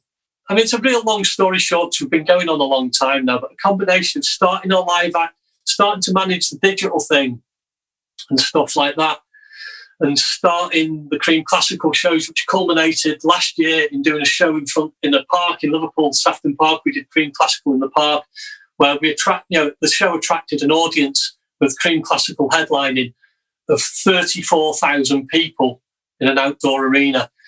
And things had built up to a brilliant extent. We were doing loads of festivals again. The live act was playing bigger and better festivals all the time. Our diary for 2020 was packed. In January, we'd filled nearly the whole year. We were averaging 2 or 3 shows a weekend. Things were looking better than ever. We were due to do Cream Classical in the park again this summer, which this year was going to be 40,000 people was the target. Bigger and better than ever, better production than ever. And by the end of February, things were looking great. And then in March, you know what happened. And by mid-March, everything was gone. And everything stopped. Dead. So now how are we coping with this now, guys, with the COVID in your life? Finding it really hard. Finding it really, really hard. Guys, am I okay to duck out for 1 second here? Because it's a Lou moment. I really need to run to the toilet, so I'll let Russ. Let Russ help us with this. Yeah, I'll be back momentarily before I have a nasty accident on air. I'll be back. Don't worry, Seamus had to do the same thing. So, Russ, how are you coping? I'll wash my hands as well. Don't worry. It's hard. It's very, very hard. I mean, I haven't worked. Well, neither of us have worked since March. We did what they class as a socially distanced show in August, start of September. We did 3 shows, I think, for then, and that's the only money we've kind of earned during this period. It's really, really difficult. It's really, really harsh. There's the UK government at the moment are going on about the arts, and they're saying go out and retrain. And I'd just throw this out there. I'll throw this into the equation. I'm 54. If I need to retrain, it's going to take a minimum of 2 years. That will put me at 56. Okay? Who is going to really want to employ a guy of 56 who for the last 30 years has a CV of DJing in festivals, nightclubs, and being in a recording studio? It's not really a CV that really many people would want to take on board. So the whole retraining business, in theory, sounds great, but in reality, it's not really one that you could it's not something that is going to be beneficial to myself anyway, in that respect. But it's difficult at the moment. Things are hard, and I'm sure it's the same for you, Lenny. I'm sure it's the same for you. I've told people this all the time. Thankfully, I've done some remixes. I'm doing this, I'm doing that, but my whole calendar completely stopped. Yeah. And it doesn't. It's not good. It's not good on the mental health side. You know, from a personal point of view, I've kind of got my demons under control from what I said of 2007. I'm under control. I just get odd days. I get odd days, as I'm sure everyone does, and I know everyone does get odd days of where they're down, and I do get odd days, but I don't have the demons like I had in 2007. But this is not helping kind of the mental health state as to where we're at the moment with everything, because it's not just what is going on that, okay, you haven't got work. It's not just that. It's the whole negativity that seems to be surrounding everything at the moment. Everything that you turn on the TV and all you see is negativity. That is all you see is negative. Exactly. It's exactly right. Back in the room, by the way, with clean hands. But let's make sure everybody knows. Let's make sure everybody knows. Up in the Nottingham area, is it Nottingham? Where? Yes. Robin Hood area. Yeah, Nottingham. Nottingham. No, Nottingham. They did a complete lockdown again, correct? I don't know. No, in Liverpool. Manchester's in the second highest level of lockdown, which is why we're not allowed to be with each other again at the moment, which is why we're having to do this remotely. Yeah. But it's been really tough. I mean, for instance, in our household, I mean, a big part of the story, or a big part of our story as well, that I didn't mention as well, is that from 2007 onwards, when Bobby started working with us again, by 2012, me and Bobby, who had been lifelong friends, ended up getting married, and we now obviously live together. So our entire household income, because we both do exactly the same thing, it's both of our full-time jobs, our income from our entire household has stopped dead. Do you know what I mean? There's nothing. Is she there? She's in the other room. We're going to ask him. I'm sure I will ask her, but I can virtually guarantee that she'll tell me. Go run back. I made Michael Gray run around the block to get his award. Go run and get. This is that kind of show. Do for Lenny. Help us make Lenny happy. Make everyone happy around the world. No, but you know what? Here's the thing I've been telling people. You must check in on everybody, because depression is a mother. It's terrible. And I'm afraid we may lose some talented people from this. Lenny, I'm going to say something else as well now. And I think that this is a really relevant point within the whole side of depression. People say, you need to talk. I get that. I understand that. But what I will say is, I go back again to 2007. In 2007, I did not want to talk to anybody. The last thing I wanted to do was to tell people how my head was, because I didn't want to burden them with what I was going through. Because in my mind at that point, I was useless. I was worthless. And that was what was in my head. And to me, within depression, that is the hardest thing. If you need to cross that barrier before you can talk, and it's okay. And I understand it. The sentiment is great. The sentiment is fine for mental health. Yeah, you need to talk. But sometimes when people are that depressed, talking is not what they want to do. What they want to do, I haven't got the answer, because each and every person is individual. But sometimes talking is not the answer. Let's just put it like this. At least check in on people. Are you okay? Yes. Are you alive? Yes. Is everything okay? Something as simple as just asking. We see it now. We'll see posts by people on, friends and stuff on Facebook, and they'll put these posts that look a bit dark and a bit negative, and it takes you no time at all to just pick up the phone and just say a couple of words like, "Are you okay? How's things doing? How are you doing? How are you today?" That's all it takes, isn't it? And sometimes that can make a big difference with people. But it's hard, especially people in our industry at the moment. It's horrendous. We've done nothing else but this for 30 years. And, wait, but hold on. You got to understand something. Everybody's very proud. And you know that. And they don't want to show this side that we're hurting, or, things are not hunky-dory like we like everyone to see us. Because, look, at the end of the day, you guys are performers. You want to be looked at as cutting, right there, top-notch in every way. This looks like this is not what the kind of signal that you're sending out normally. Yeah. Normally, It's mission. excellence and like pride and love and all that shit. But now pandemic has changed it. It's changed everybody's viewpoints. It's missing the performance side of it as well. I mean, I think speak for both of them, all three of us, Bobby included, well, probably especially, we've never been in it to be famous. We've never been in it to, for everyone to know who we are or anything like that. We keep a low profile, we keep our heads down, we get on, we do what we do. But what I do love from the performance aspect and what I do miss is making people happy. What we came back after from March through till, when did we do Social Avenue, Ross? We did at the end of August. That's what I was saying to Lenny. We've done 3 shows, haven't we? 3 social distance. Yeah. You're lucky. You're lucky because I can't even get anywhere to play in America. Everything's closed. By the time we did the Social Avenue thing, it was what's the name? We haven't played in months.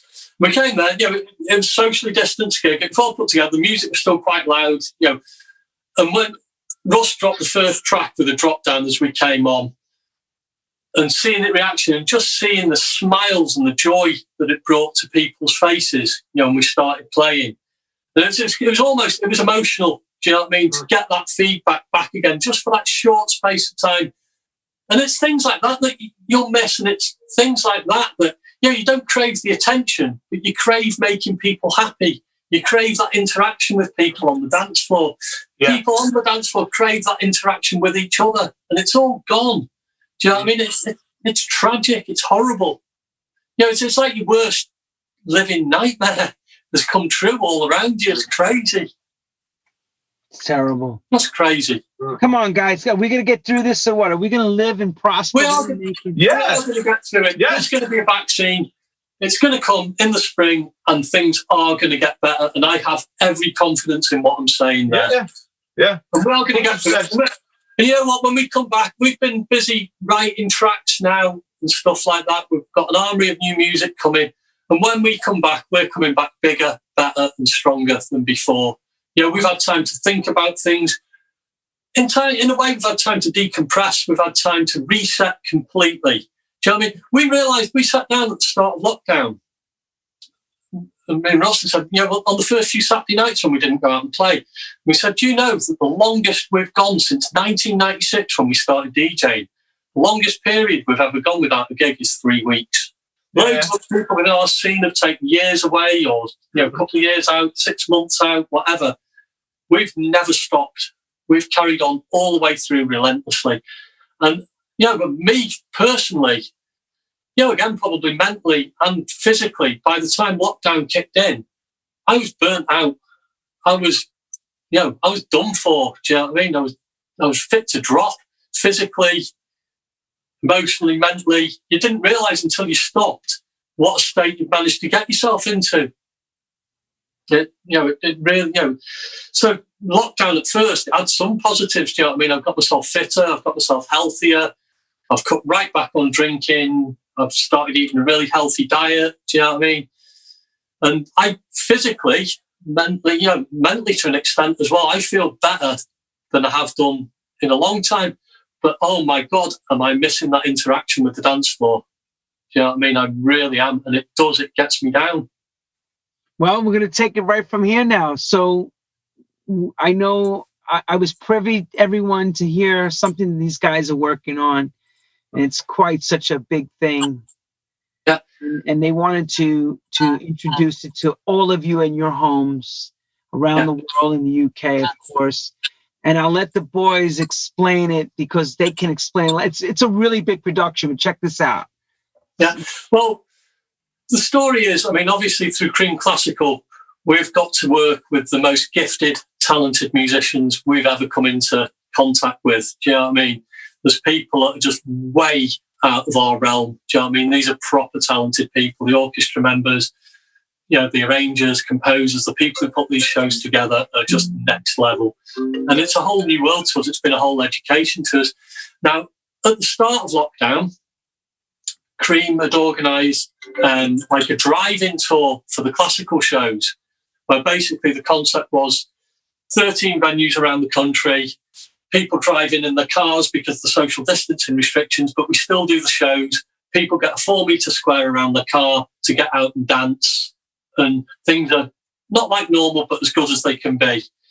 So with all the orchestra, the musicians, we use like a massive big choir on the show as well, for all the BV, background vocals.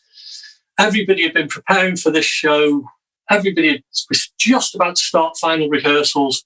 And then we get the phone call the Monday before it's due to start. The tour was due to start. We'd sold out loads of dates. Some of the dates were doubling up, two performances a day. And all of a sudden, threat of local lockdowns because of COVID, the whole thing's pulled. We were absolutely, at the time, we were going to be the only people on the road doing this. And it was a massive kick in the teeth. So we're all really, really despondent. I set up a group chat message with the choir and the people, all the musicians that we work with most closely during the show, just saying, look, guys, I'm really sorry about what's happened. It's nobody's fault. Do you know what I mean? It is what it is.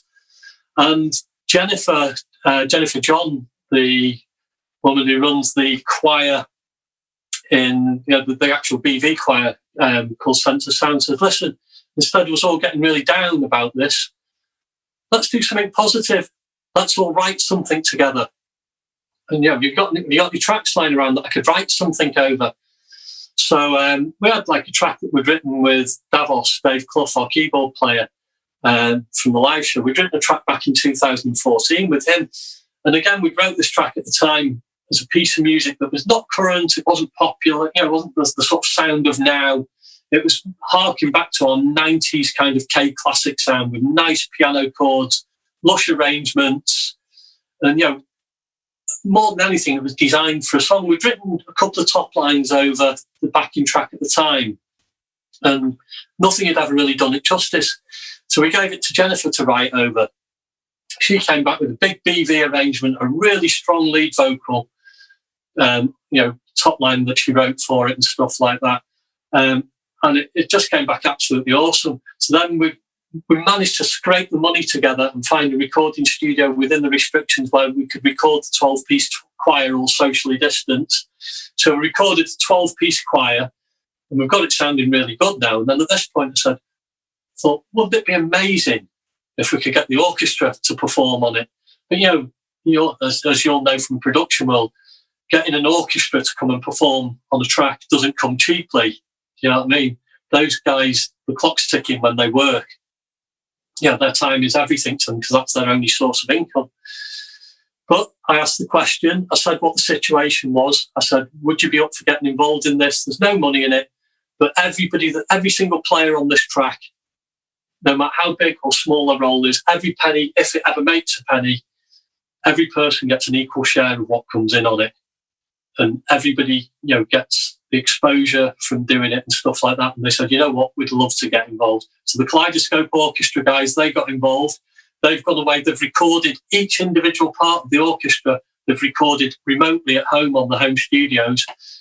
Steve Pycroft, who's their sort of tech guy, recording guy, and sort of leader of the orchestra, has mixed all the orchestra stems at home and delivered those. Now, I can't play you the full track at the moment.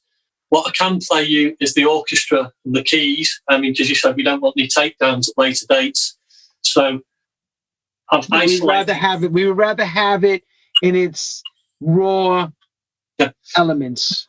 What I'll do is I'll play you a little section of just the orchestra and the piano keys, about a minute of this. And you must tell me if it's coming through too loudly or too quiet or whatever. But this is an absolute world exclusive as well. Nobody outside of... A world exclusive right here on True House Stories, everyone.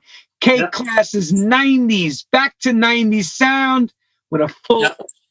Well, not just K Klass, it's K Klass Sense of Sound and the Kaleidoscope Orchestra. It's very much K Klass Sense of Sound and Kaleidoscope Orchestra. So this is the orchestration. We're getting tons of hearts right now. Completely to sleep. Coming in. There we go. Right. Can you hear it, everybody? It sounds amazing.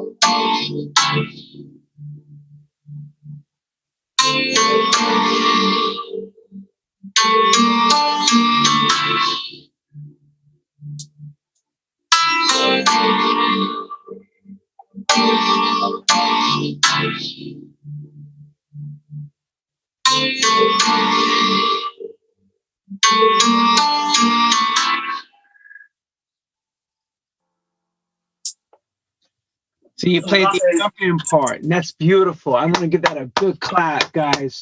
Got that 90s flavor. Wow.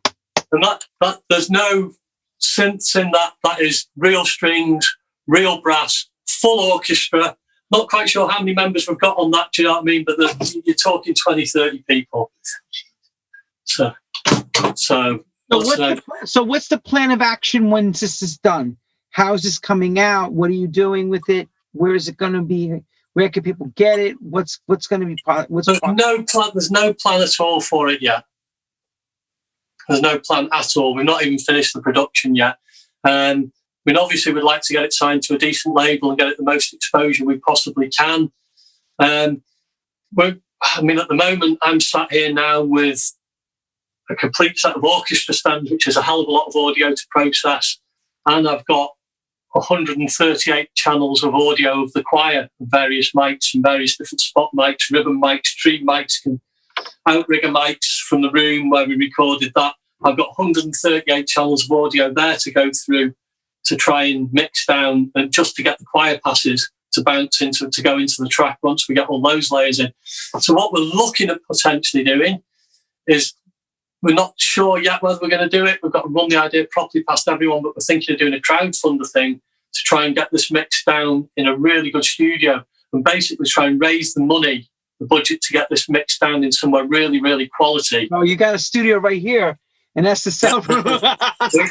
we could be on the phone to you very, very shortly. But we've got a great setup. We've got a great, it's great for producing dance music setup that we've got here.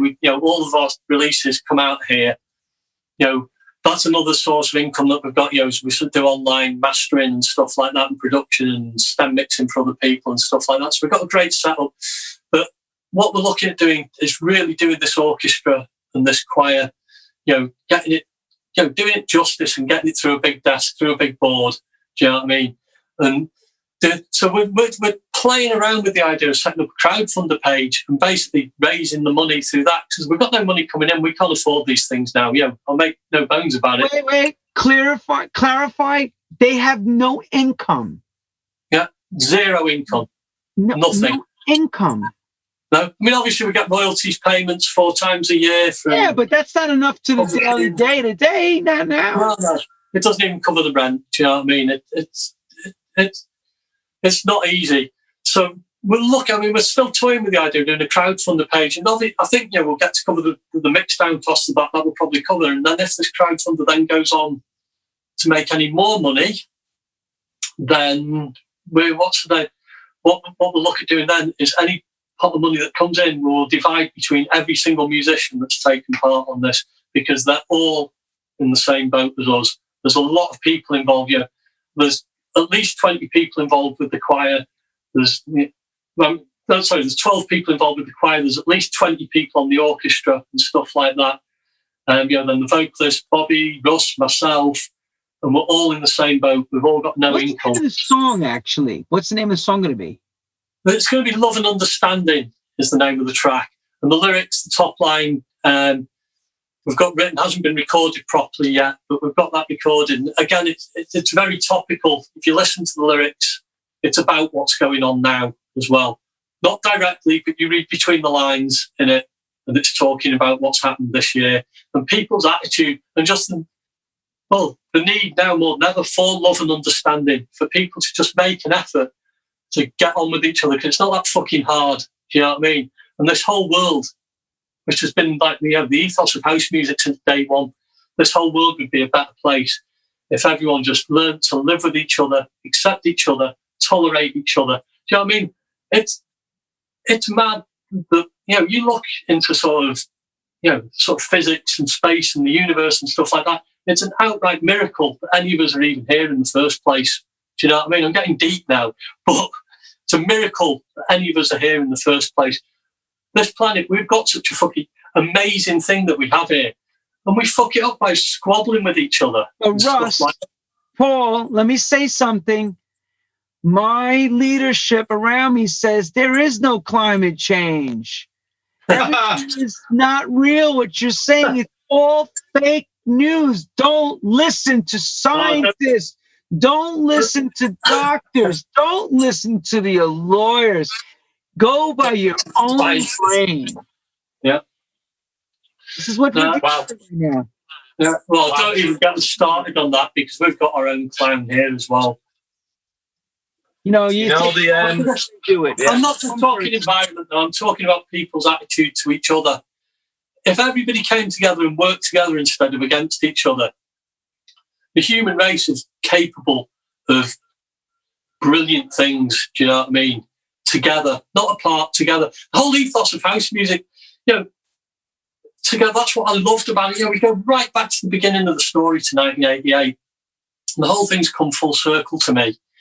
The whole ethos and the whole new way of going out with acid house and the explosion and the explosion of rave culture, ecstasy culture, the whole thing was togetherness for the first time in a nightclub. For the first time you'd ever see it in this country. There'd be black people, white people, gay people, straight people, lawyers, teachers, football hooligans, thugs, everybody in one place, getting on with each other, finding out, talking to each other, finding out about each other's ways of lives, not just the music. We'd be there for the one common purpose, for music and our love of music. Right. Not going to clubs to get drunk or to, try and pull and, sleep with people and stuff like that. That was off the agenda completely. It was about the music. It was just about going to dance and meeting brilliant people and interesting people that were completely different to you and came from a different background to you.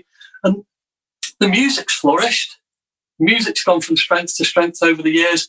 But, let's be honest, the other sides of it have got a little bit lost somewhere down the way. And that's an absolute tragedy. And if anything this song's saying is everybody needs to wake the fuck up and get back to those values that brought us together in the first place. That's well put, Mr. Paul and Russ, but I always ask the same questions to every artist and every person that steps in this show. Looking back from 87, 88 to now, what would you tell your younger selves? Would you change anything differently to how you are here now? Yeah. Don't invest so much money into a recording studio. Yeah. Mine would be maybe learn how to play piano before trying to make a track. Well said. But I got to thank you. I mean, this has been a fantastic show.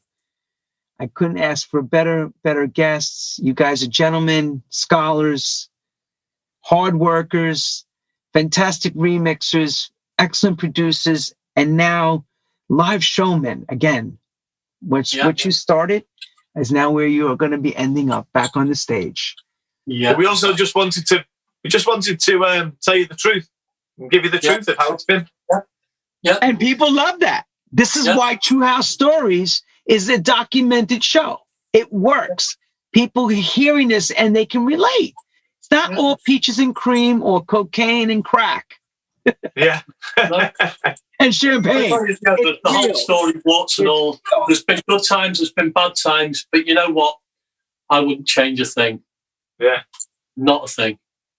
I'm so happy to call you guys friends. I'd say every time, I'll say this to you now, I'll say it 30 years ago. If there wasn't this thing called dance music, house music, I never would have met any of you. My world would never have changed. I've learned so much through all of you because of what we've all experienced, and it's incredible. I can only say thank you for sharing your time and your story with us. makes this even more memorable. So thank you, Lenny. Well, thank you for having me. Oh, you know what? Over the years, we've done a lot of interviews. We've talked about a lot of things. Do you know what I mean?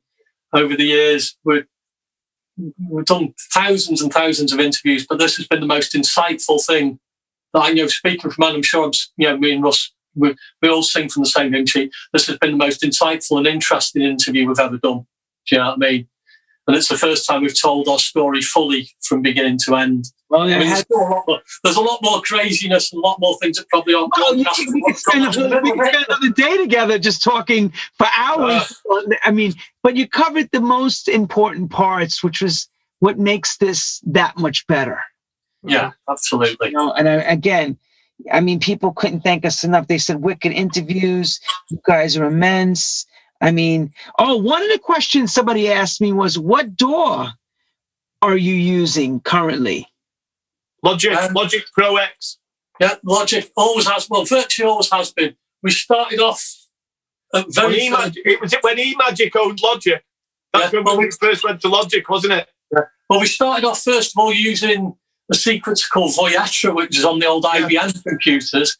Then we graduated to Cubase on the Atari 1040 ST, wicked rock solid drum swing on that. And then the best mini clock ever. No mini clock was as stable as that Atari. Mini clock. Yeah, beast of a piece of plastic. Really Big was. time. You have to load up the floppy disk and listen to it. yeah, floppy disk. And then finally it loads up, and then you go, okay, now it can work. We went from Atari 1040 ST onto Logic running on an Apple Mac copy at the time. Was it an IBM copy of a Mac? I think we were running. It was. Yeah, it was when Logic was still at 3.0. And it had three or four tracks of audio is all you could have. And it was black and white. I think you had about 3 colours on it. Yeah. eMagic, a company called eMagic owned it at the time. Yes, we've been Logic ever since, and probably till we stop recording, or until they stop doing what they're doing. Scott Campbell screaming through Ask the Lads about Street Rave Scotland. What the hell? Oh my. Again, our family in Scotland. Throughout the years, there's a massive history between K Klass and Scotland generally. I mean, we were in Scotland the night Rhythm is a Mystery went to number 3. We were gigging in Scotland that night, and Scotland and Glasgow especially, we've got a real affinity with. It's our second home. Street Rave people, Ricky, Julie, John, Boney, all the guys up there are like family to us. You know what I mean? They really are. And everybody that's around that club is such a tight-knit community. We help them with some of the production elements on their classical show as well. And they book us constantly, and we just love Scotland. Big up to everybody, all the Street Rave family. You guys got it tough up there as well, so we're sending love to you as well. And on that note, everyone, I want to thank you again, fellas. I think we covered it all. God bless. We love K Klass. And by one thing I want the damn hoodie. Yeah, you I want the K Klass hoodie. Available on our merch store from next week, Lenny. They're going up for sale. Listen, we'll get you one sorted, Lenny. We'll get you one sorted. I need one of those for the fatty. For the fatty version, 3X, 2XL, not the one for the UK. The one that's wider. We've got just the thing here for you. There you go, man. Yeah. Awesome. Thank you so much, brothers. And thank you, Lenny. It's been an absolute pleasure. And it's never a chore. As we always say, always a pleasure.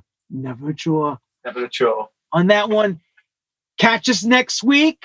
Right here on True House Stories, 7 o'clock in the UK. It is now 9:17, and it's time for them to put their children to bed. So all time for me to feed myself. themselves like animals. Got to feed the animals and put them to bed, and all the children have to go to bed. And thank you again. We'll see each other real soon. Take care. One love, one house music. Peace.